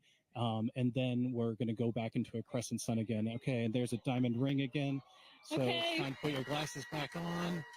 And Sunglasses back on. Sorry, eclipse glasses back on. And it's coming back Wow. again. Wow, the slither of the sun And you can has see come shadow back. bands on the ground right now. It looks like it's almost raining, or you can see those shadow bands racing across the ground as we come back in out of totality. Wow. Whew. Oh my goodness, Michael, that was amazing. I was not expecting to feel so emotional. I still have tears in my eyes. I mean, it just grabs you. I mean, it is unlike anything else. It's as amazing as seeing anything in the natural universe. Yeah, like I said, there are no words. Michael, thank you so much for being with us in this very, very, very special moment. I feel honored to be here. We truly are in a special place in the entire universe right here. And I'm just so happy to share it with you. So now let's head back to James at NASA's Kennedy Space Center, who's with the eclipse moon. He's tracking the shadow moving across the US. James, how are things looking on your end? Yeah, wow, Joy and Michael, really cool view there. It's insane to see just how dark it gets. It's literally like nighttime there. You can hear the birds chirping in that shot as well, and the gardens. Absolutely beautiful. We got a bunch coming up in just a few moments here. Our next eclipse path target here for the NASA broadcast is in Russellville, Arkansas. They're going to have a long window too, 4 minutes and 12 seconds. They're expecting that totality kickoff at 1:50:05 to be exact. Again, you can continue to track this with our eclipse tool here. This is at go.nasa.gov/eclipse explorer. And you can see just how quickly it's moving. I'm playing this in real time. You can see that shadow. It's already moving very quickly to the northeast. And the fun isn't just for our friends on the path of totality, and there are a lot of people on that path of totality. About 31 million people reside somewhere on that path of totality. But there's a lot of people obviously outside of that path as well too. If I put on this overlay here for the percent coverage, a lot of folks, us included here in Florida, are experiencing that partial eclipse. As always, if you are in a partial eclipse, be sure to be wearing those eclipse glasses to protect your eyesight as you're viewing it. But you can see these bands here are greater than 75% view. So say you're watching up in, I don't know, Milwaukee here, for example. You've got a great view, almost 100% coverage. You're not quite at totality. 89.4%. Looks like you got good cloud cover there. 20% cloud cover. So hopefully you got a nice view up there as well too. I've also put on this overlay here to show you just the amount of the duration of totality. You see a lot of our places are within this middle band right here that are getting more than 4 minutes. It may seem like a lot of time, but as you've seen just how quickly that can go by. Michael sounds like he wrote his whole dissertation, a 5-year piece on those just few moments there. This just passes so quickly. And again, if you miss this, the next time you're going to have to wait for this in the US is not going to be until 2045. So again, make sure you're previewing exactly when to expect that peak time of coverage wherever you are in our path of totality or even outside of that path of totality. So a lot coming up very soon. Again, our friends in Russellville look like they have great coverage there as well too. Only 9% cloud cover, so hopefully they're getting a really nice view. But let's check in with Jasmine up there to see. Hopefully you're looking good for there. How's it looking up in your way up in Russellville? I'm just looking this way. Everything is looking absolutely fabulous here in Russellville. We could not have asked for better weather. So we are back here in the downtown Depot area, and joining us now is heliophysics expert Dr. Patrick Kane, all the way from DC. How are you feeling about your very first total solar eclipse? I'm incredibly excited. As I'm watching all of the changes, there go the crowd. As I'm watching all of the changes, I'm thinking back to the textbooks that I've read, and this is, so it was all academic before. This is no longer academic. Yeah, so the feeling is very different than what we might read in a textbook. Patrick, just explain, describe the atmosphere around us as it's changing. Right now, as I'm looking around, of course, the temperature has been falling for the last 20 or 30 minutes, but the light is dimming, and it's dimming faster and faster and faster. It seems like it's accelerating. The crowd is definitely getting excited.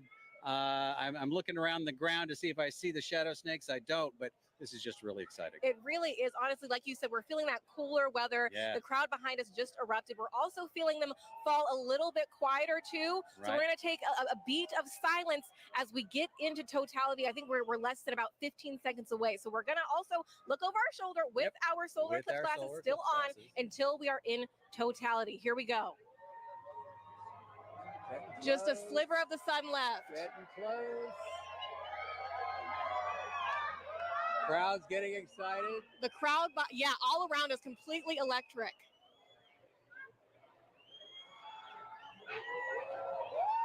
Going.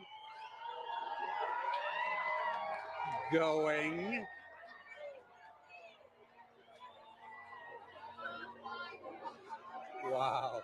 Oh my goodness. Here we are. Here we go.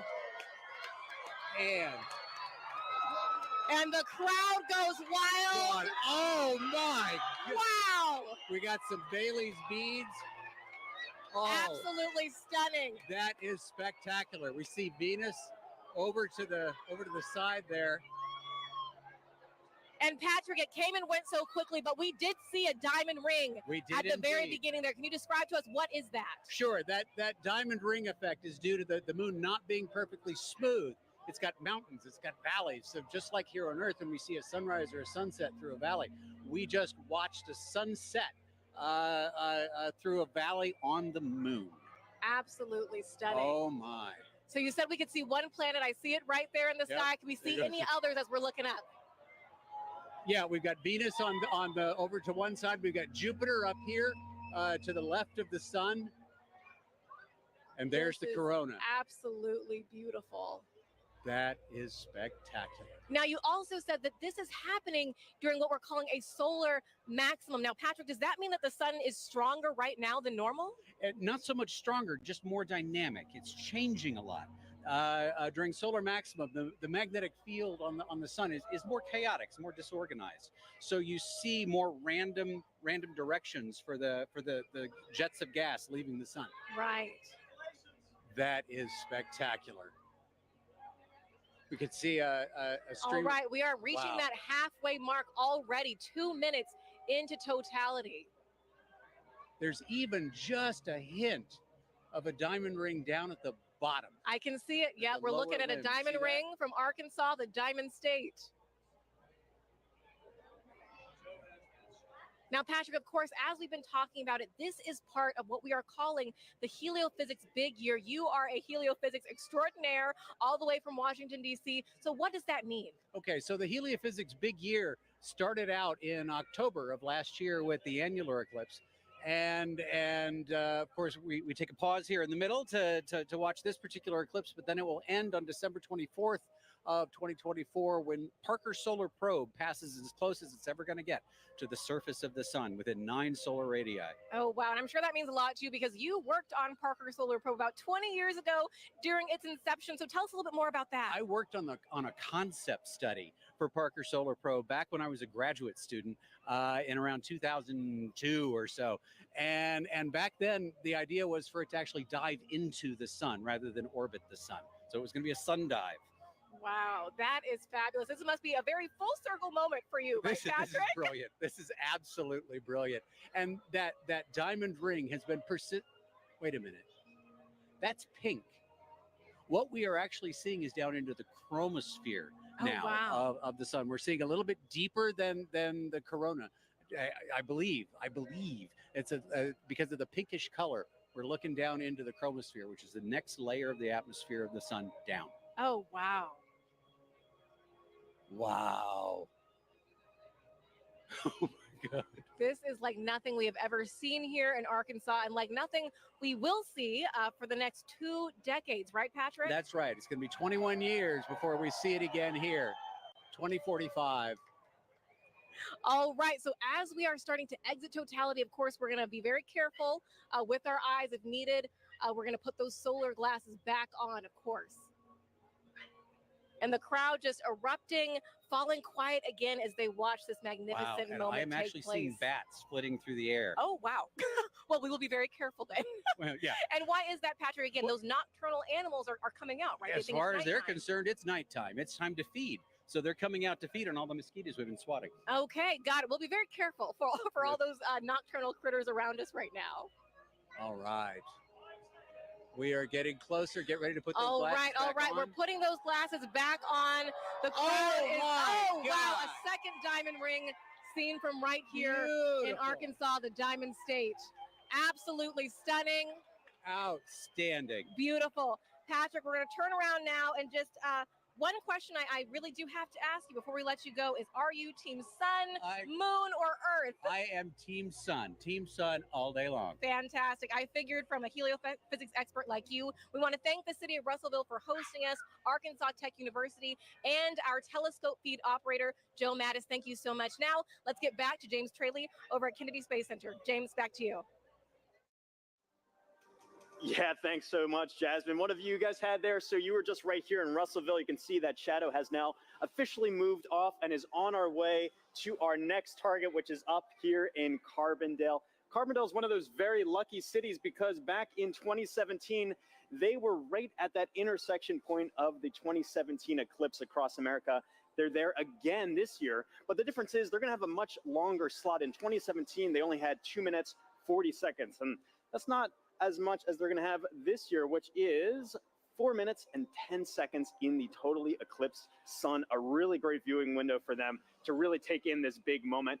Very exciting to be able to track that for them as well. And also some details about this tool here as well. If I click onto their eclipse time here of 1:59:15 local time, you notice this little icon comes up here. This is actually simulated based off real data from the Parker Solar Probe of what we expect the corona around the sun to look like. And as you just heard, the sun's a lot more active this time around. It's kind of like a wild hairball, if you will. Lots of different streamers and things streaking off the sun. So you've been seeing already in our coverage some really cool activity around that sun's corona. If you're really lucky and the timing is just right, you might get a coronal mass ejection streaking off the sun. Hoping that someone on our path gets to see that today. If you do, be sure to send us the photos. We'd love to see that as well. One other cool feature about this tool too is you can see the actual path that the moon is going to be taking across the sun. And all of this plays in real time if you time it up well. And so you can actually see, if I go to our live moment here, this is actually playing as what we're expecting in real time, the movement of the moon across the sun. Carbondale just had a little crescent there, and you can see that shadow is really closing in on them very quickly. Let me turn off the 2017 path and zoom in a bit here. You see there, nearing totality in just a few moments, and their weather is looking great. We've been checking in with them all morning and afternoon. 27% cloud cover. That time of totality is coming up at 1:59:15. Really excited. And then it's going to be kind of bang bang for a while afterwards for a lot of our sites. We're going to be moving on to Indianapolis, all the way up to our final target in Holton, Maine. There is a lot coming up. And even again, still, if you're outside of that path of totality, have your glasses at the ready to be able to observe that partial eclipse. This is going to be going on for a while. But for now, let's take a look at Carbondale and see up close what it's looking like. How is it looking over there in Carbondale?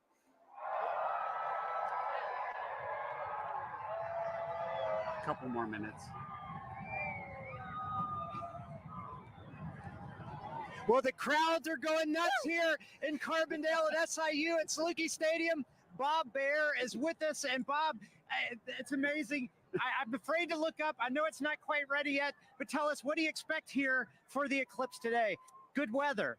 It's good weather right now. We have high clouds, so totality is going to look just a little bit fuzzy to us, a little bit hazy, but we are moments away from seeing the diamond ring here. This is awesome. Oh, I thought we saw it. I think we got about 1 minute. Okay, 1 minute away. Now, today we're having longer totality. So are you feeling the temperature change? Because I'm already feeling the temperature drop. I felt the temperature dropping about 20 minutes ago even, and the wind picking up a little bit.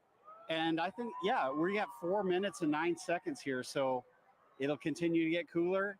And we got a lot to look at in the sky. I'm very excited. I'm looking up when I can. Oh, it's so close. It's getting very dark right now. Very dark. You can see the shadow going across. This is the start of it. It's dark over here. It's light over there. This is amazing. Crowds are going nuts. We're about to get word that we're at totality. Oh, you can see the planets. The crowds are going nuts. This is crazy. Bob, this is amazing. Here we go. Don't look at the sun yet. It's not quite totality, but you can still see some of the planets right away. Very close. You got about 15 and the crowd is very happy. shadow bands. Oh, total darkness here. This is incredible. Oh, wow. There it is. Diamond ring. Diamond ring. Wow, that's amazing. It's amazing. That is awesome. Look at that. Oh, and Bob, that's amazing. Wow. Jupiter. Complete totality. I see Jupiter. Oh my gosh, that is gorgeous. Wow, this is amazing, Bob. Wow, that is huge. So we have some prominences. I think we want to go look through the scope. Go through it, look through the scope. I'm going to walk over with you as you talk through the scope. We are right here at one of the telescopes that we have positioned here. Bob is looking through with the naked eye and so you got going to give us some feedback on that. Maybe some prominences we're seeing. What's amazing is how dark it is compared to 2017.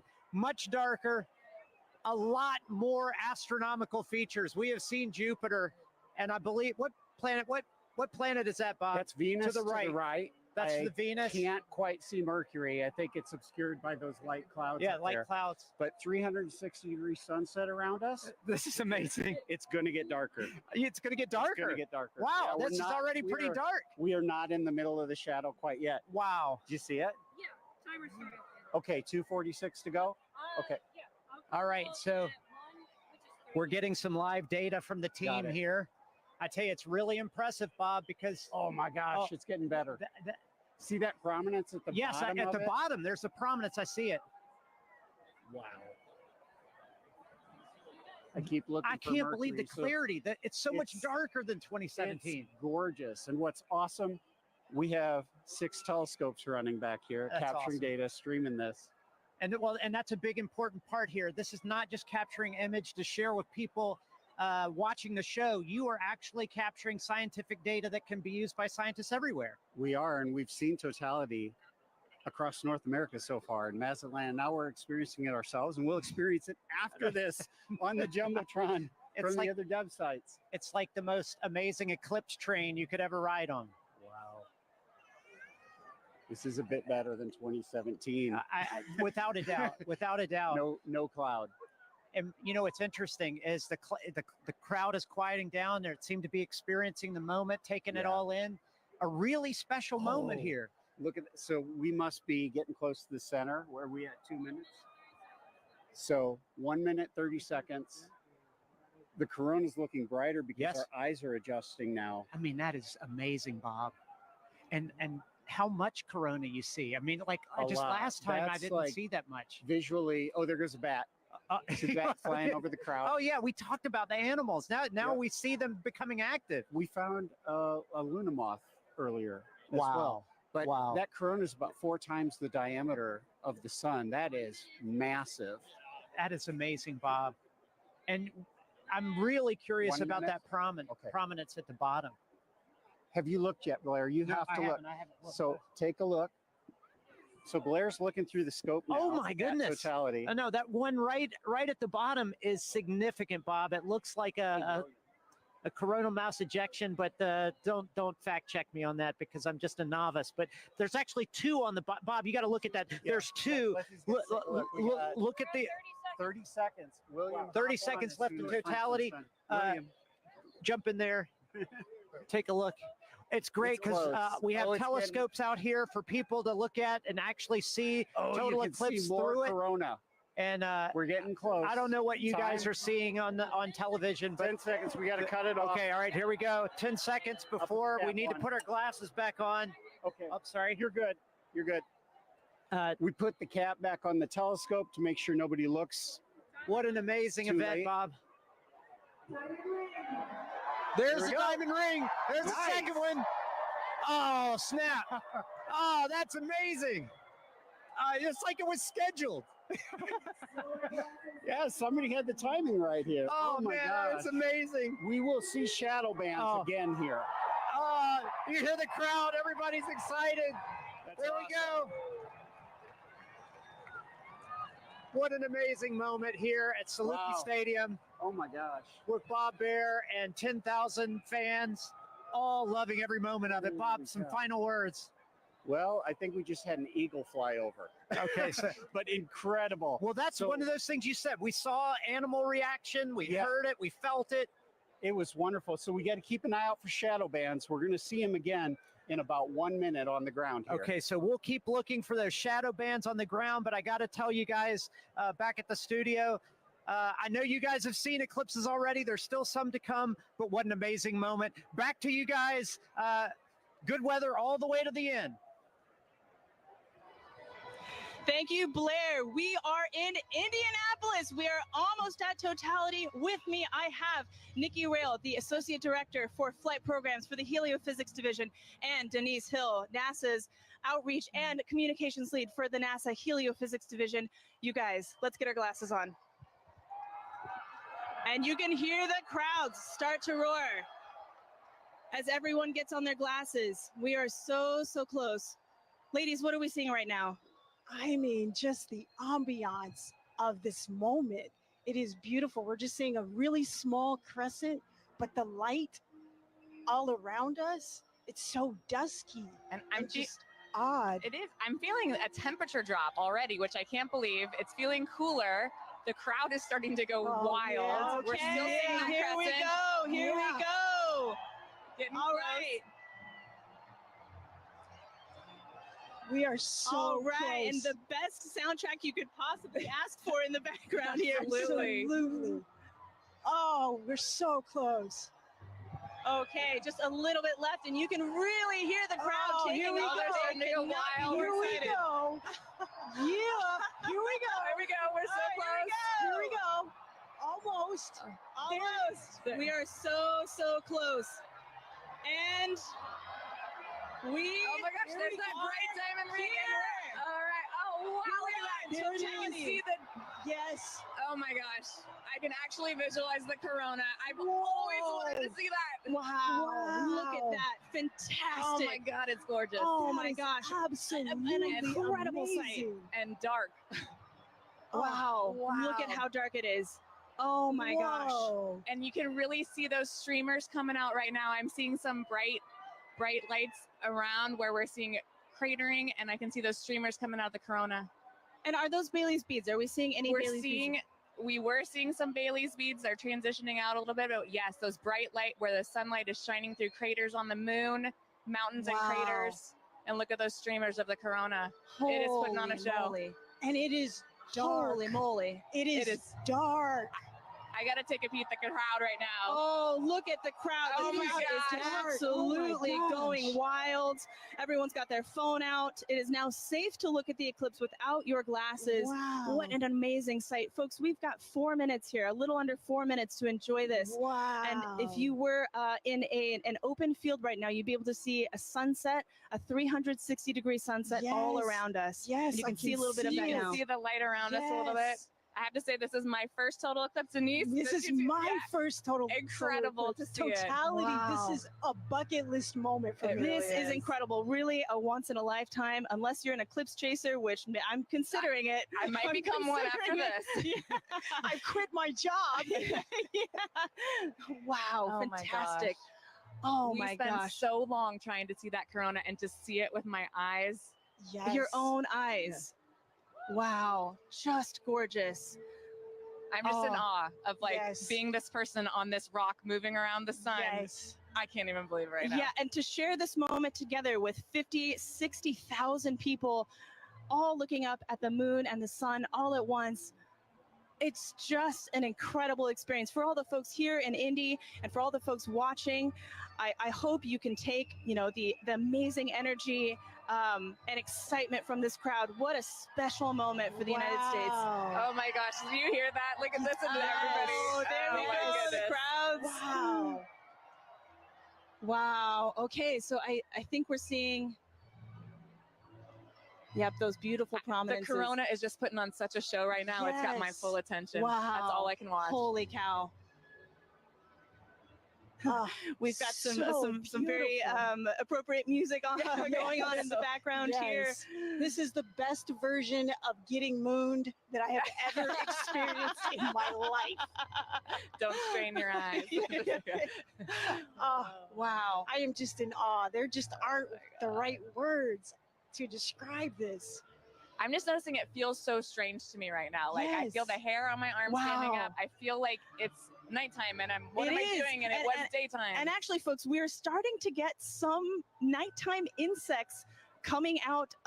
Yes, we're starting to see bugs. Yeah, we are seeing bugs in light. It's hard to hear them over the crowd, but I can definitely see them flying. Yes, I think the animals are a little bit confused.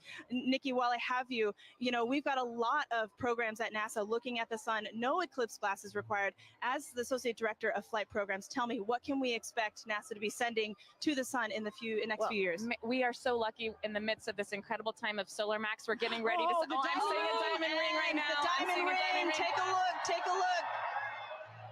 Put your glasses back on. Be safe. That is the diamond ring, folks. Wow. Spectacular. Oh, my gosh. You can even hear fireworks in the distance. Yes. Oh, my gosh. And the light is already starting to change. It really is. You can... Wow. And the crowds are loving it. Hear the crowd just Oh, loving my every second of gosh. it. Oh, what a moment. I love those fireworks. Indianapolis is really pulling out all of the stops, and we love them for it. I also want to take a moment here to thank our two telescope operators, John and Dana, who have been providing these telescope views for us there from Ball State University. Thank you very much to John and Dana. All right. It's like somebody flipped the lights back on. It's like a sudden switch flip. This is so crazy. And I can feel it warming up already. Yes. Wow. This is so amazing. Incredible. Well, this is an incredible moment and an incredible moment for the Helio Big Year. Ladies, thank you so much for joining us. This has been fantastic. Thank you for having me and sharing I'm this. so excited to be here and to see this incredible sight. Absolutely. Megan and Sarah, back to you. Oh, that was so fun to experience, and I can't wait for us to do it now. Take a look at this drone shot where you can see it definitely got noticeably darker. We feel it here. It's colder. The crowd is cheering now. They're ready for totality here in Cleveland, Ohio. We are less than 3 minutes away, 2 minutes and 18 seconds away from totality here in Cleveland, Ohio. The crowd over here to our right going crazy, feeling the excitement. I'm ready for this. How are you? Yeah, it's super cool. It's all of a sudden it's really getting dark and you're starting to feel it. Yeah, cool. It's like they just dimmed it out. Now it's like night. This happened within the last couple of seconds. But let's take a look around because obviously we're not the only ones enjoying the total solar eclipse today. We have some we have some eclipse viewing events that we've seen around the country. So why don't we take a look at some of those? Wow. Oh my gosh. So this is cool. Times Square. That's the NASDAQ tower. And they are taking our feed live right now. And we're seeing awesome. Cleveland, Ohio sun. They're only going to get a partial eclipse today, but they get to watch our eclipse with us. So. Yeah, I'm really glad that they can do that. Wow, look, that sliver of a crescent just left. It's actually perfect on that building. It's beautiful. The shape of that building, right? And we can see some people in the foreground taking a look, stopping to watch. It's hard to stop in Times Square, right? But they're stopping to take a look at this with us. Beautiful.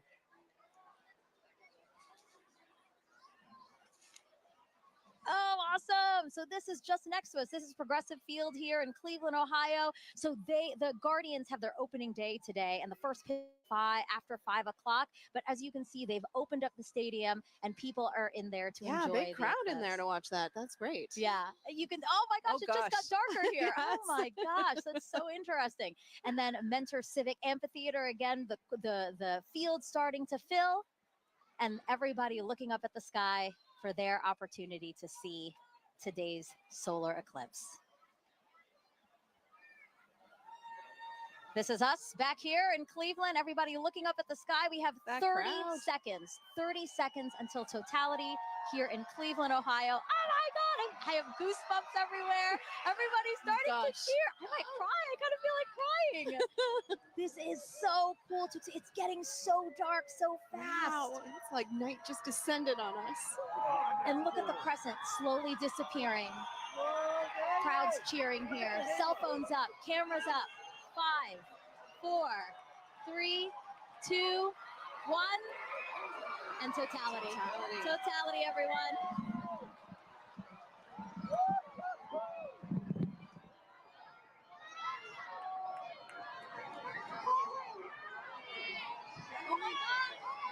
Oh, wow. Oh, my God.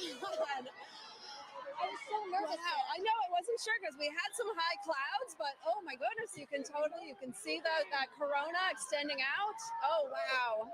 Yeah, the clouds were really bothering me. And really scaring me. It get very cloudy here in the last hour and a half, but we have a great view here in Cleveland, Ohio. Yes. Wow, look at the corona. You can hear the crowd. Wow, everybody's got their phones out. Oh my gosh. Wow. You know, I saw pictures of what the shape of the corona might look like from our NASA scientists, and it looks exactly like they predicted. Oh my gosh. Oh, and you can see Jupiter and Venus. Oh yeah, look at that. So Jupiter's to the upper left of the eclipse that we're watching, and just to the right of it is Venus. Yes. Oh, and I see some of those pink protuberances we've been talking about all day. Wow. Beautiful. And again, all around us you see light, but just at the top where we are. 360 sunsets. Exactly, exactly. Yes, Indianapolis had described that as well. Woo! We have totality here for 3 minutes and 50 seconds. That is such a luxurious amount of time. I saw the 2017, I think we only had about 2 minutes. So. And why is that? Why does the length of totality differ? Oh yeah, well, because sometimes the moon is a little closer, a little further away. Its orbit's elliptical. And so when it's further away, it looks smaller in the sky, but when it's closer, it looks bigger. And so we get a little bit more extra time. Look at the prominence. You can see it on the bottom. On the bottom there. So pretty. Wow. It's like bright pink. That is insane that you can see it from there. From here. Yes. Just like the power of our sun. I'm truly in awe right now. And cold. I'm in awe and cold. It did drop. It is noticeably 10 colder. degrees. It's like, yes. Yes. Looking around to the crowd. A lot of people videotaping it, trying to take photos. It's the lovely backdrop of the Cleveland skyline. Yeah, that's beautiful. We have the stadium right next to us. Oh my gosh. And again, thanking the Great Lakes Science Center and NASA for hosting this event here in downtown Cleveland, Ohio. It's great to like sort of join humanity to all come together at once and experience this together with such a great Oh, group look at the of screen folks. right now. Here's a shot of the skyline. Wow, the wow. sky looks on fire. Beautiful. A lot of excitement still here in the crowd. Sarah's just taking it all in. Sarah, you're supposed to be commentating. You're supposed to be saying. It's so beautiful. So you can tell that we have some cloud cover, right? It's kind of hazy here, but still. It is, yeah, some high clouds. I was worried about it, but like we can still really see, have a pretty good view here. Wow. And again, this is so rare for people here in Cleveland to see a total solar eclipse. The last time was 1806. The next time, guys, 2444. That is incredible. I hope everybody took the time to come outside and witness this today. Oh my gosh. You can still see that prominence. Again, talk to us about what a so prominence is. beautiful. Yeah, so that pink color comes from the helium in the sort of outer atmosphere of the sun there. Oh, it's beautiful. And it gives off that pink glow. Yeah. Wow. Totality ending here. Wow, there's the diamond ring. Time to get your glasses back out. Time to put your glasses back on, everyone. That's your cue. Glasses back on. We get that diamond ring. Wow. Beautiful. What an amazing experience. My first total solar eclipse. Yes. Let's see what they think about this in Niagara with Daryl Nail.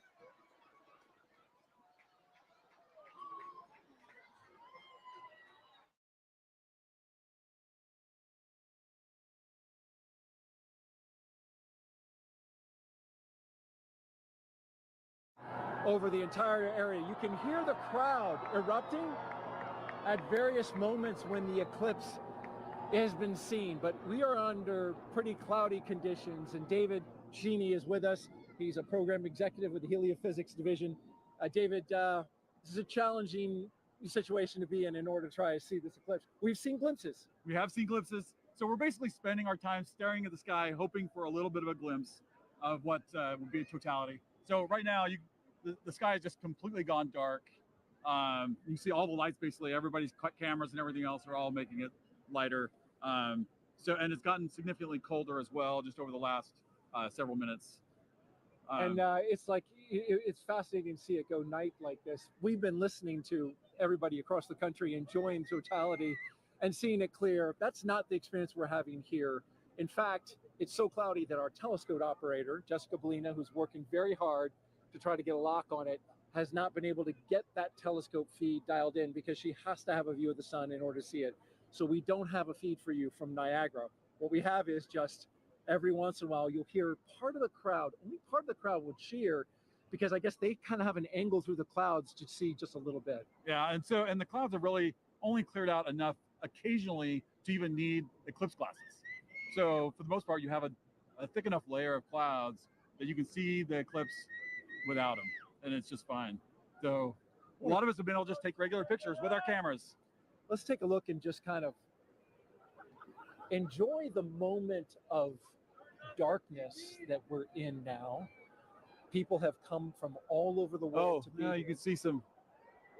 It looks like it's a little bit lighter up there. Our spotlights are blinding these guys. Can we turn the spotlights down? So there, oh, look, you got a little bit of eclipse stuff right there, with people watching. So we're just catching little glimpses of things as we look up into the sky. So this might not be as exciting as some, but this is what we get. We're just hoping to have a little bit of a glimpse. Well, we've got 3 minutes and 29 seconds for it to happen. We're already a minute or so in. Right. We heard there's going to be skydivers that are going to jump out. Probably hard to see them. Yeah, I don't know that we'll ever get to see the skydivers. You can't see any of Niagara Falls really. It's basically all like as if it was night for us here. You can start to see some of the light come in from the other side. So we're taking now a view of Tupper Lake, New York. That's oh, look, there you go. Right. There you go. Totality right there. We're getting totality right now that we can see. There it is. We just got a really nice clear spot right there. So wow, got a little bit of hole through the clouds so everybody could see.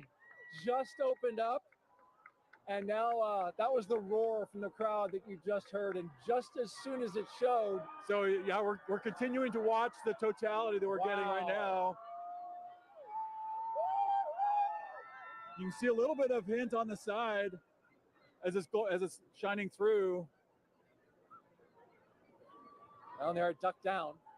Yep. Jessica, so here we go. We have another view, a little bit, another little view right here. No.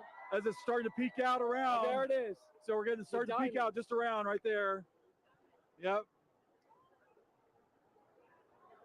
Well, totality is complete. Yeah. Well, that was a fun experience to watch and hope for, like just everybody else around here hoping for a view. And we got it. That was a unique experience. Bring the lights up. And suddenly night is turning into light and day. Yeah, we're getting some light again. Oh, although that's a lot of light. I was worried there for a second that we weren't going to get anything. David Sheeny, thank you so much for joining us. Appreciate you sharing this experience. I was really worried that we we're going to see something. Fortunately for everybody here in Niagara Falls, we got to see a little bit of the eclipse. And yes, we did. That was great. We're cheering now. Thank you very much. All right, you're welcome.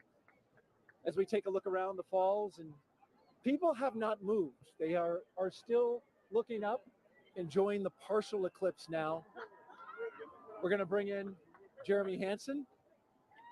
He is a Canadian Space Agency astronaut who has been at the falls with us for the past few days. And Jeremy, you're going to be on Artemis 2, of course, the mission. We'll talk a little bit about that. I'm gonna be looking over your shoulder here, Daryl. Hey, Still cool make sure you stuff. put on your glasses. Well, we're still pretty safe. We got a lot of cloud cover, but That's true. That was actually, I think, exceeded expectations. Well, I mean, when your expectations start off with just clouds everywhere, Yeah. and I didn't think we were going to get anything.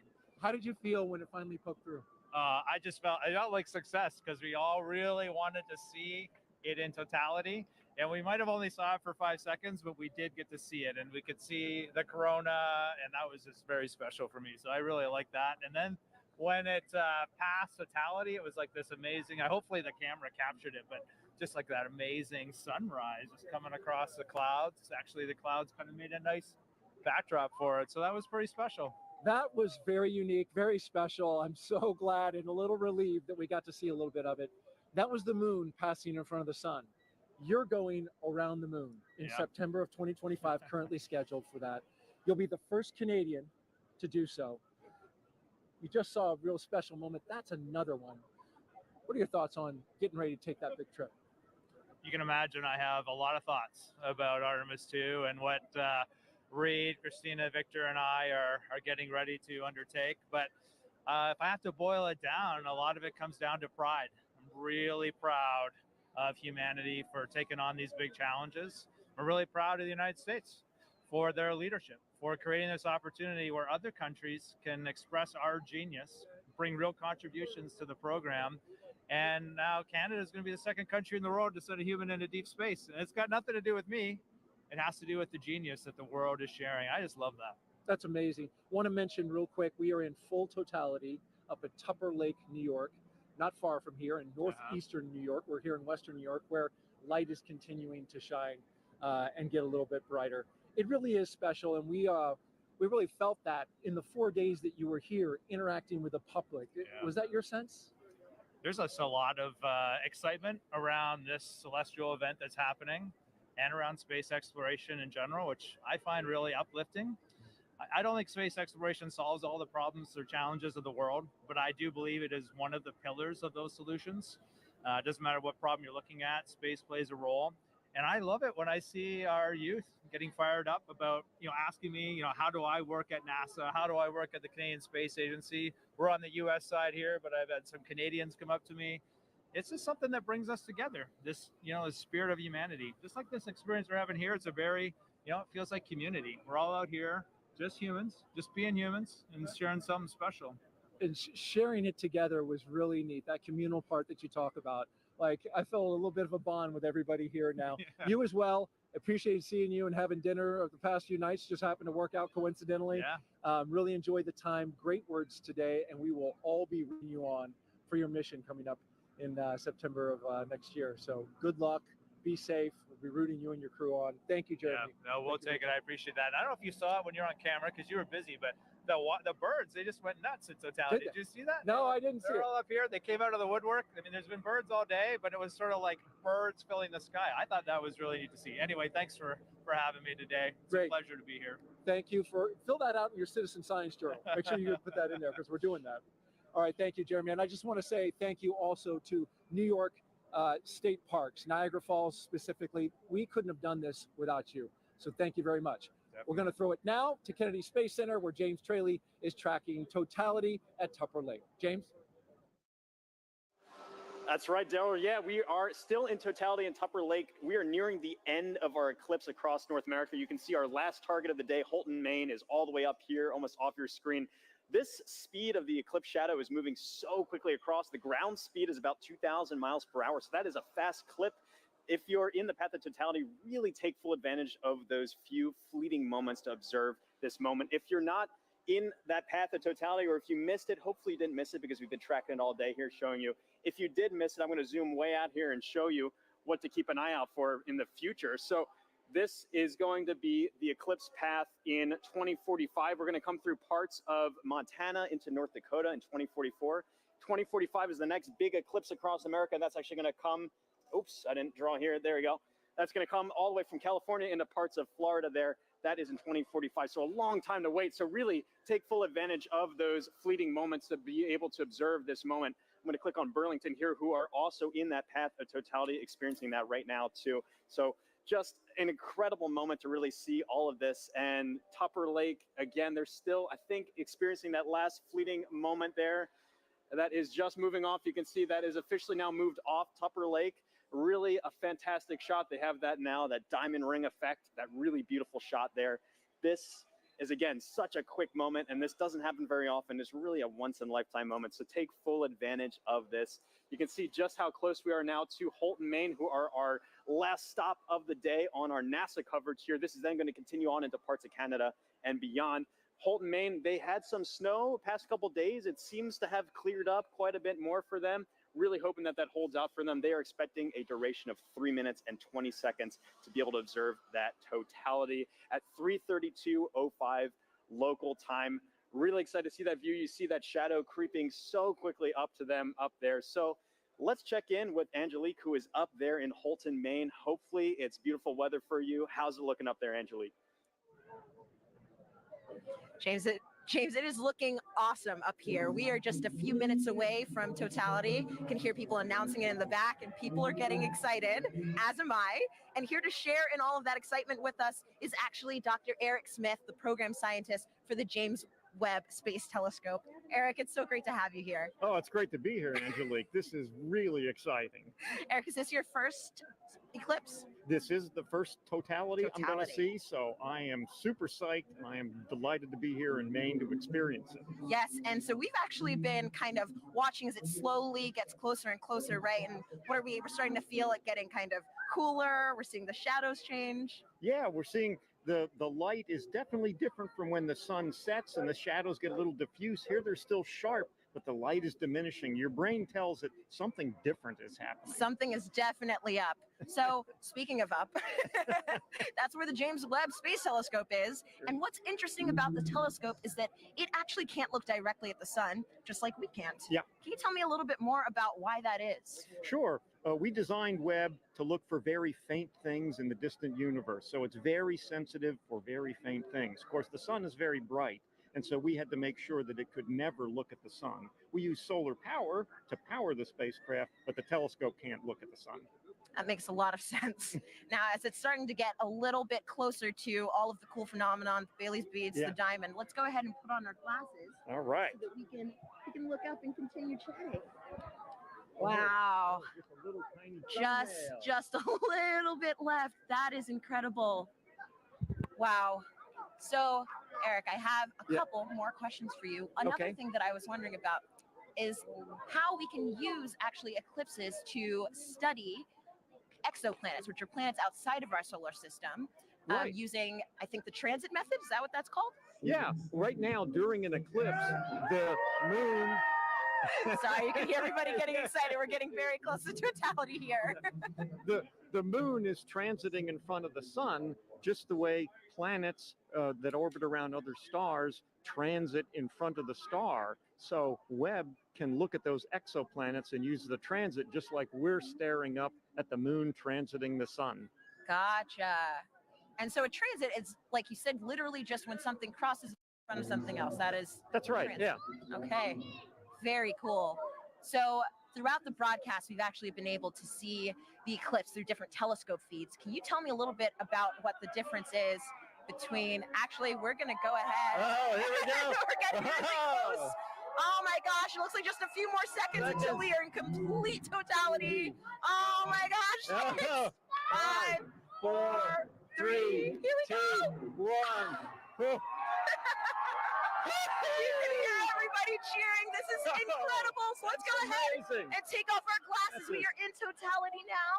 Oh, you can see the coronal spikes. Amazing. That is beautiful. Incredible. You can see a planet in the sky that you couldn't see before. Oh, wow. And I think, is that one of the, oh gosh, the there's some drone. There's a drone up there in the sky, too. Oh, my goodness. Oh, wow. It's incredible. The rays that you can kind of just see coming off of the corona. Yes, yeah. Stunningly beautiful. Yeah, that's got to be one of the most amazing things I've ever and seen. You can see the gradation in the sky color down to the horizon. Oh, too. my goodness. Yeah. I am seeing a bit of that 360-degree sunset. Yes, yeah. That is really cool. It's amazing. Even though we're in the total shadow Right. here, there's still the corona is still pretty bright. It is incredibly bright. You could read by the light of the corona. I think I would have some trouble reading, but I probably could. I could technically read something. So, Eric. Oh, and actually, we have the International Space Station flying over right now. So they are actually seeing not one, but two views of the eclipse. They're able to see not just the moon passing in front of the sun, but they're also able to see the shadow of the moon passing over Earth, which is absolutely incredible. I mean, I can hardly imagine a view being better than the one we have right now. But if there is one, it's probably on the space station. It's from the space station for sure. Wow. So yes, they're able to take some pictures of that. And that is just incredible. Just incredible. One of the things they told people to do if you're far away was to hear how nature changed. And it was interesting here. We're, of course, surrounded by a lot of people just to hear their reaction when we went into totality. It's true. The humans in nature have not gotten quieter, but louder, I would say. But, I mean, you can definitely hear the loudness has a different kind of character to it. There's almost like a, I mean, I don't know if wonder has a sound, but I think this might be it. Yeah. Hushed awe. Yes, hushed awe. That's wonderful. And I can see just one little red, I guess, like protrusion coming down little there. red spots almost. I noticed those too. That's cool. Now there are two. Yeah. Wow. That is just so cool. Yeah, I like the 360 sunset. It's a little hard to see behind us, but it's. Oh, we've got at least one or two drones. Yeah, some our robot overlords. Of course. And so, Eric, I know that, I mean, clearly with the drones, people are starting to get involved in the eclipse. And I know that there are lots of ways that people can actually get involved. One of those ways is with citizen science. Right. Do you mind talking about some of those opportunities, how people can actually... Sure. We had citizen science programs where people could use their cell phones to take pictures during the eclipse. And we're getting ready to come out of totality. And here we go. Oh, there it is. Oh, it's peeking out. Oh. Everybody is cheering. We have just made it to the end of totality. We're starting to see the sun just peeking back out amazing. Again. Now just look at the ground, how much brighter it's gotten. It is already so much brighter.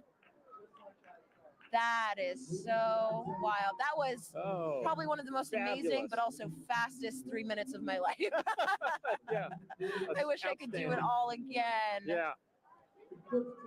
All right. Well, that was incredible. Incredible to get to experience that here in Holton. Thanks so much to the city of Holton. And also thank you so much, Dr. Smith, for coming out and hanging out with us and experience this wonderful event. Oh, it was my pleasure. And congratulations to the city of Holton here for doing such an amazing job covering the eclipse. It was amazing. I mean, well orchestrated. Above and beyond. Yeah. And I want to say, of course, a special thank you to photographer Dave Bowman, who has been giving us these incredible images from the telescope feed. And we're going to enjoy as the rest of the eclipse kind of ends here, going back in the direction that it came. And with that, we're going to send it back over to you, Megan.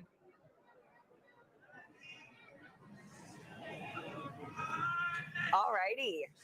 Thanks, Angelique. So, Gina, I mean, what do you think? Like, we literally have just watched the eclipse travel, about 2,600 miles? Going across Mexico to Maine. Yes. In like, about 88 minutes? That's right. It's so like fast. that 1,900 miles per hour that the shadow is traveling. I mean, did you have a favorite location? For me, I think between Russellville and Dallas, just getting to hear some of my colleagues and their excitement too was amazing. Oh my goodness. Yeah, no. So I don't know. I have to be a little bit biased. We did have some cloud cover here, but to see it with your real eyes was just. And we had that moment, which was. We did, yes. It was amazing. And so it's really cool too, just to think about how millions of us now have this shared moment of what could be a once in a lifetime event. It's true. And so, folks, we have time for some more questions from our viewers. And again, we have another great question from Mackenzie, who's in the 3rd grade. Okay. Let's roll it now.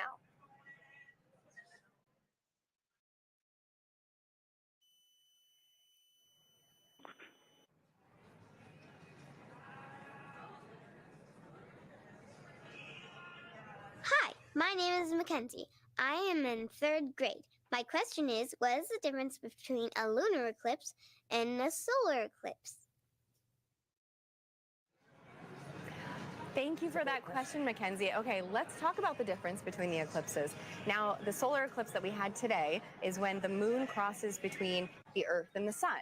But we also get lunar eclipses, and a lunar eclipse occurs when the Earth crosses between the moon and the sun. So it's really about where the shadow's going. Today we have the moon shadow projecting on the Earth. During a lunar eclipse, we have the Earth shadow projecting onto the moon. So that's the main difference there. That we just saw too, those incredible views from space, That's you right, know, from to see space that station. second perspective view. And so I've got another question for you right now. It's going to be Eli on Reddit, who wants to know, there are quite a few solar eclipses in the world every few years. So why is this one scientifically interesting? Okay, so yeah, we do get solar eclipses and lunar eclipses maybe 2 to 3 times a year. However, the total eclipse that happens today, total eclipses are about every 1.5 years. And that is a rare opportunity for us to look at the corona, study the corona in a way that we can't do during the other types of solar eclipses that we have. So and during a solar maximum. Exactly, during the solar maximum. So for this one particular, you know, we were talking about the solar activity that we were seeing on the limbs during the totality. Yeah, there's just a bunch going on today for this eclipse. And so too, right now, we've got another incredible view. Oh, look at that. These are live views from space, which is just mind-blowing in general. And now we're also to see the moon shadow across the Earth. It is just amazing. So, you know, Gina, too, thinking about how many people across North America today witnessed this one moment, it's a good reminder that humanity has been experiencing these eclipses for centuries. And you know, there are different meanings for these events in different cultures. Let's check in with Joy in Dallas to learn more about indigenous astronomy. Joy. Hi, and welcome back to Dallas, Texas. I'm with Dr. David Begay. He's an indigenous astronomer and also a member of the Navajo Nation. David, thank you so much for joining us. So when people think about science, they might be thinking of Western science. So David, how does that relate to indigenous science? And what did the total eclipse mean to the Navajo people? I think the knowledge on the eclipse goes way back from time immemorial, I'm told by my elders.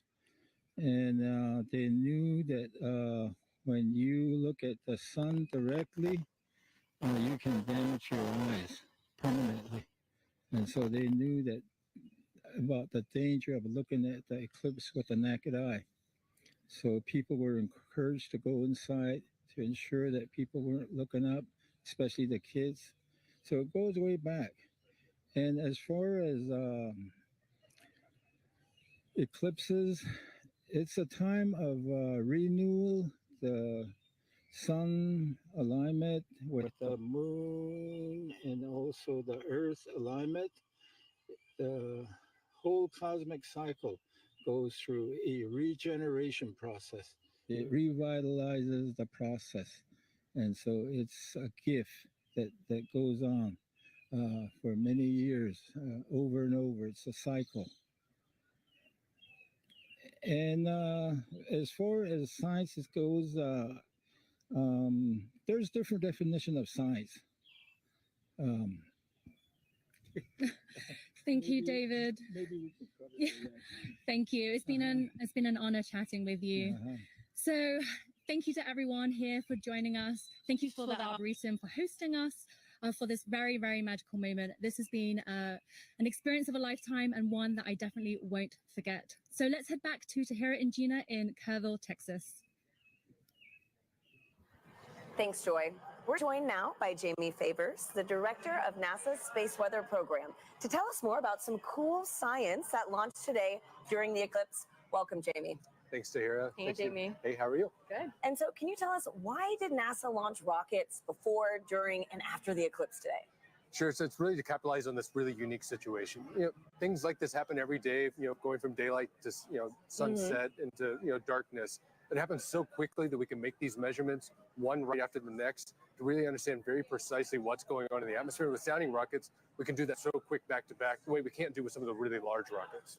Okay, so Jamie, how high did the rockets actually go, and what's special about this area of the atmosphere? Sure, and we just launched the second of those three just a few moments ago, and that's going pretty well so far. These particular rockets are getting about 250 miles above the surface, pretty close to right about where the International Space Station flies. And before you ask, everything's safe. We take care of the. And it looks like we've got a playback of that right now. Oh, wow. Perfect. Can you walk us through this? Sure. So from Wallops Island out in Virginia on the Virginia Space Coast. So these rockets have multiple stages to them. So you're seeing one stage burn for a few seconds, then that drops off, and then the next stage will light to eventually take it all the way up to about that 250-mile mark above the surface to make those measurements in the upper atmosphere. Wow, that looks incredible. Yeah. Oh my gosh. Okay, and so what is that area of the atmosphere, and why do we care about it? Yes, it's the upper part of our atmosphere. It's called the ionosphere. That's really from a perspective of heliophysics, where we really see a lot of that interaction with the sun and the earth. We care about it because that interaction can change the way our GPS signals work, our communication signals work, and even up a little bit higher, we start to see the influence of the sun actually causing the atmosphere to change its density in a way that can impact the way satellites orbit the Earth as well. Sure. Okay. Great. And so, Jimmy, today we've been doing this fun poll, to see who is Team Sun, Moon, and Earth. What team are you repping today? Well, other than Team Science. Don't choose the wrong answer. Well, my bosses would make sure I go for Team Sun today for sure. Oh, man. Okay. Well, thank you so much again. Thanks, Jamie. And folks, it is time now to say goodbye to our friend, James Traley, who has made sure we've known where and when to look up all day. James, thank you. Yeah, thanks so much, Tahira. It's been fantastic tracking this eclipse across North America all afternoon with you. If you're still in the path of totality, you might be in a boat somewhere off the Canadian coast taking this all in. I hope you enjoy that view, that fleeting moment.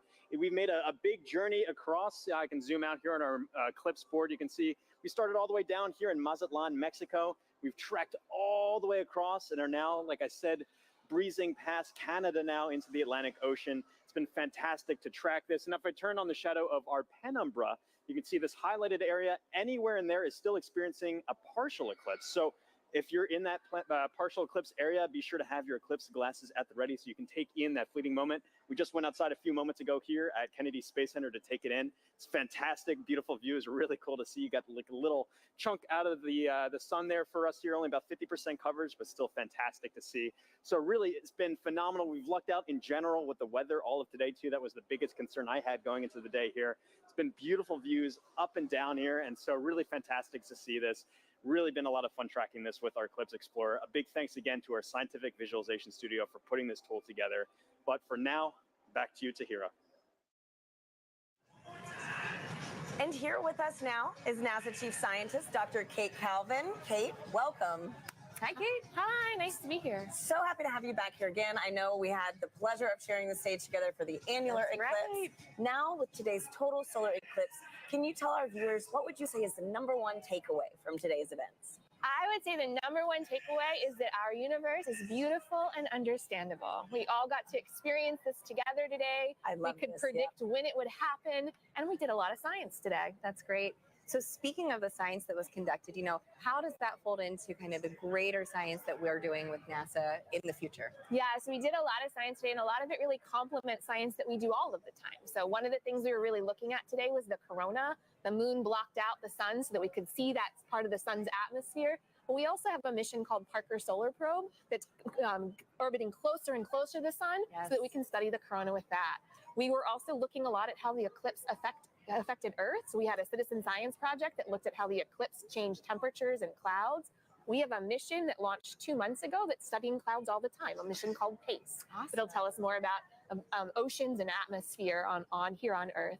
And one of the other things we do is we develop instruments called a coronagraph. So the moon blocked out the sun today so that we could see that corona, but we can make an instrument that does that. And so we have an upcoming mission called Nancy Grace Roman that's going to block out the light of other stars so we can see what's flying in here around them. Amazing. So much going on for the sun at NASA, honestly. Right. And I understand that the Heliophysics Division has a big sun celebration going on right now, the Heliophysics Big Year. Kate, could you tell us how we could get involved in this and really just celebrate our star? Yeah, this total solar eclipse was just one event in a series of this heliophysics big year, working towards Parker Solar Probe's closest approach to the sun. And we have a lot of activities where you can engage in our science and learn more about the sun. And if you want to know more, you can find us on social media at NASA Sun. Fantastic. Wonderful.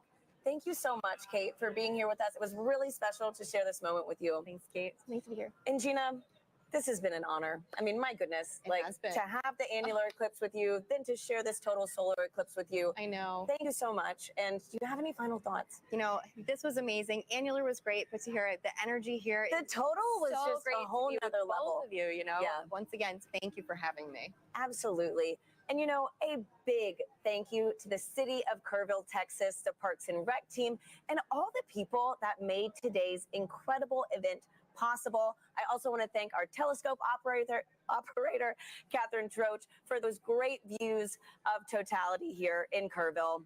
Folks, that is a wrap from Kerrville, Texas. Back to you in Cleveland. Thank you to Hira and Gina, and also Kate Calvin. And now check out who we have here at the host desk, the pastronaut himself, Josh Dobbs, who just signed on as quarterback for the 49ers. How do you feel about that? I feel good. I feel good. It's exciting times. Obviously, I spent a couple years here in Cleveland, got a chance to have some fun over at NASA Glenn during my time here. So it's cool to be back and taking the Eclipse Fest here in Cleveland, but looking forward to the future in San Francisco. I know NASA's doing some great work out there on the West Coast, so we'll be able to stay tuned to that as well. Yeah, so for people who don't know, the pastronaut nickname comes from some incredible plays you had last year, and also you have a background here with us at NASA with some externships, but also you're an aerospace engineer. So how did it feel being back here specifically in Cleveland to watch the total solar eclipse? It felt really good. You know, when this event was put on my radar about a year ago in last off season, they're like, hey, like the eclipse is coming straight through Cleveland.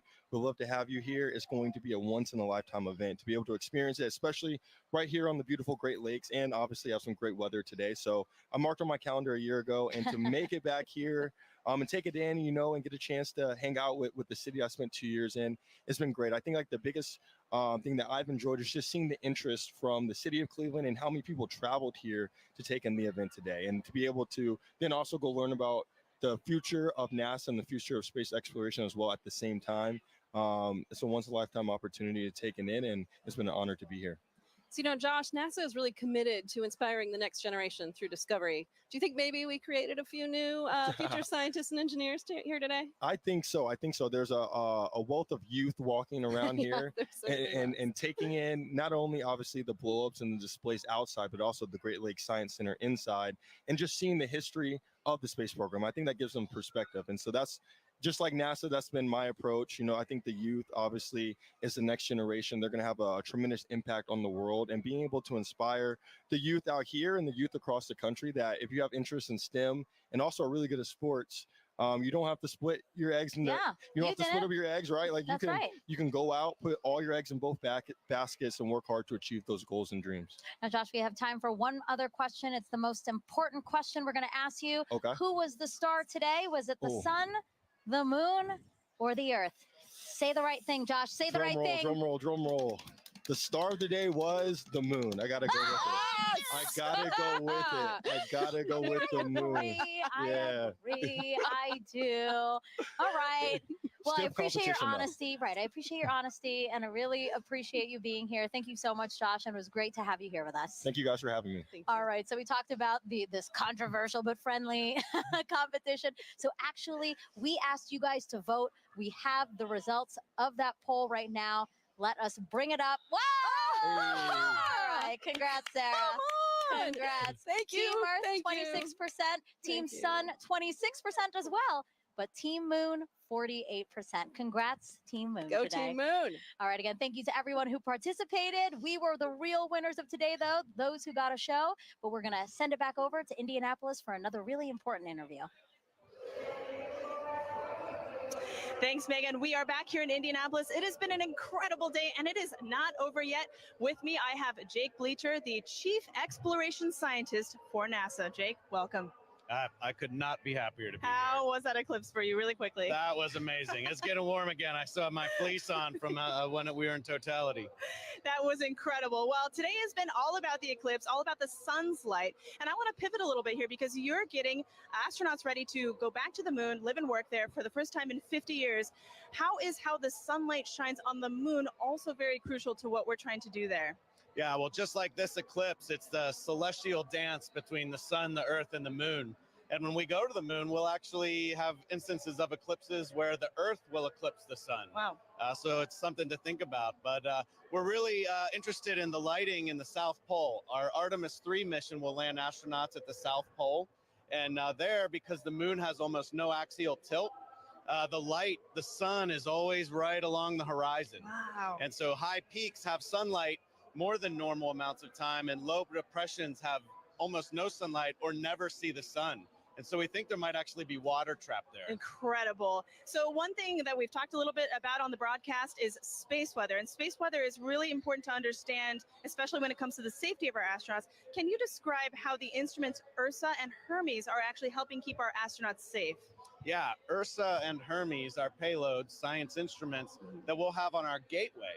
Gateway is going to be a station, a research station that orbits the moon, and astronauts can stop there on their way to the surface of the moon.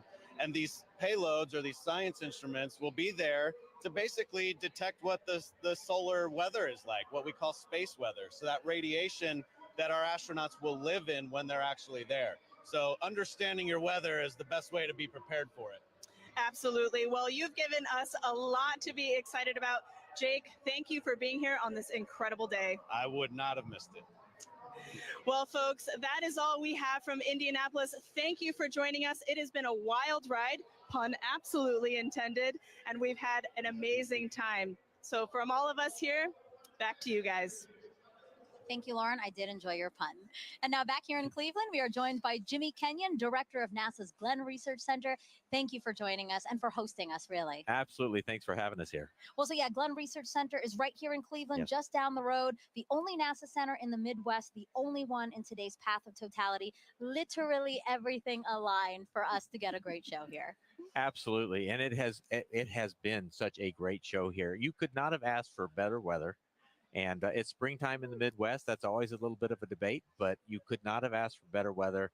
What a great outing. We're here with our partners at the Great Lakes Science Center, and which hosts our visitor center, so where the people are. And, Yep. and just a great opportunity to have everybody here and connect them with what we do. Yeah. Yeah, you hosted this wonderful 3-day event here and invited the community and all your visitors in to come and explore and learn a little bit about Glenn. Why was that important to you? It's important, but well, as you know, having a total solar eclipse pass over your community is, for most people, a once-in-a-lifetime opportunity. But to have a total solar eclipse pass over a NASA community like Right. Cleveland, Right. that's even more rare. But what it does is it creates such a great opportunity to connect people with what we do. Mhm. Everybody is here paying attention to our planet, paying attention to the moon and the sun and how all of these things work, our solar system and our universe. And that just gives us a great opportunity to say, this is what we do. Right. And connect people with that. And you can't pass that kind of an opportunity up. Right. And speaking of all, like you said, the science, all this discovery that we're enabling today by the eclipse, let's talk more about the science. I know that nothing flies without Glenn. That's what you love to say, Jimmy. That's so right. Can you explain the center's critical role within NASA? At NASA Glenn, we work on aircraft propulsion, spacecraft propulsion, power for both aircraft and spacecraft, communications.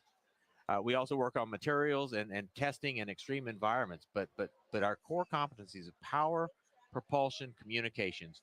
No aircraft and no spacecraft flies without those three things, and they never will. And so NASA Glenn is literally part of virtually every NASA mission.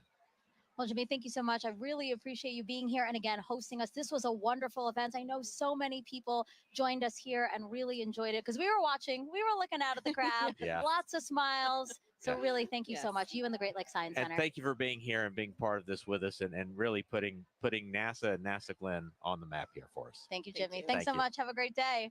All right, and a big thank you to our whole team positioned across the path, from our correspondents to our experts and our telescope operators. We couldn't have done it without all of you. And Sarah, as we're taking again this aerial shot of the Great Lakes Science Center. So beautiful. Such a wonderful way to experience my first total solar eclipse. And I hope you had a good time too, because I know this isn't your first total solar eclipse. No, this is my second, but it was really great and special to be able to experience it with you and all the folks here. Yeah, we did notice that people right after, though, people were like, whoa, they were trying to get out. There's a lot of really fun events happening in Cleveland. So there's a lot of people in downtown. So I hope that they took some time to look up today and really enjoy what they saw. Yeah, and not only all of the great views that we had, but we also really did some cool science today too. Yeah, really, really cool science. And actually, yeah, let's talk about that. You know, NASA's heliophysics big year isn't over yet. You know, we had the annular eclipse, then we had the solar eclipse, and now talk to us about what's happening in December. Yeah, coming up on Christmas Eve, in fact, Parker Solar Probe will make its closest approach to the sun, 3.9 million miles, which still seems like a long way to me, but apparently that's actually pretty close. Yeah, I can't believe that's happening. Again, just that it's all, we've been saying this all day, aligning. Everything is aligning for us to have a beautiful show. And so, yeah, you know, Sarah, again, thank you so much. You know, we watched this together, race across Mexico to Maine in only an hour and 28 minutes. And again, we have so much more to look forward to. So we hope you all stay with us as we continue studying our sun and how it affects us, from all of us here at NASA, where we make air and space available for everyone. Thank you for watching and enjoy the rest of your day.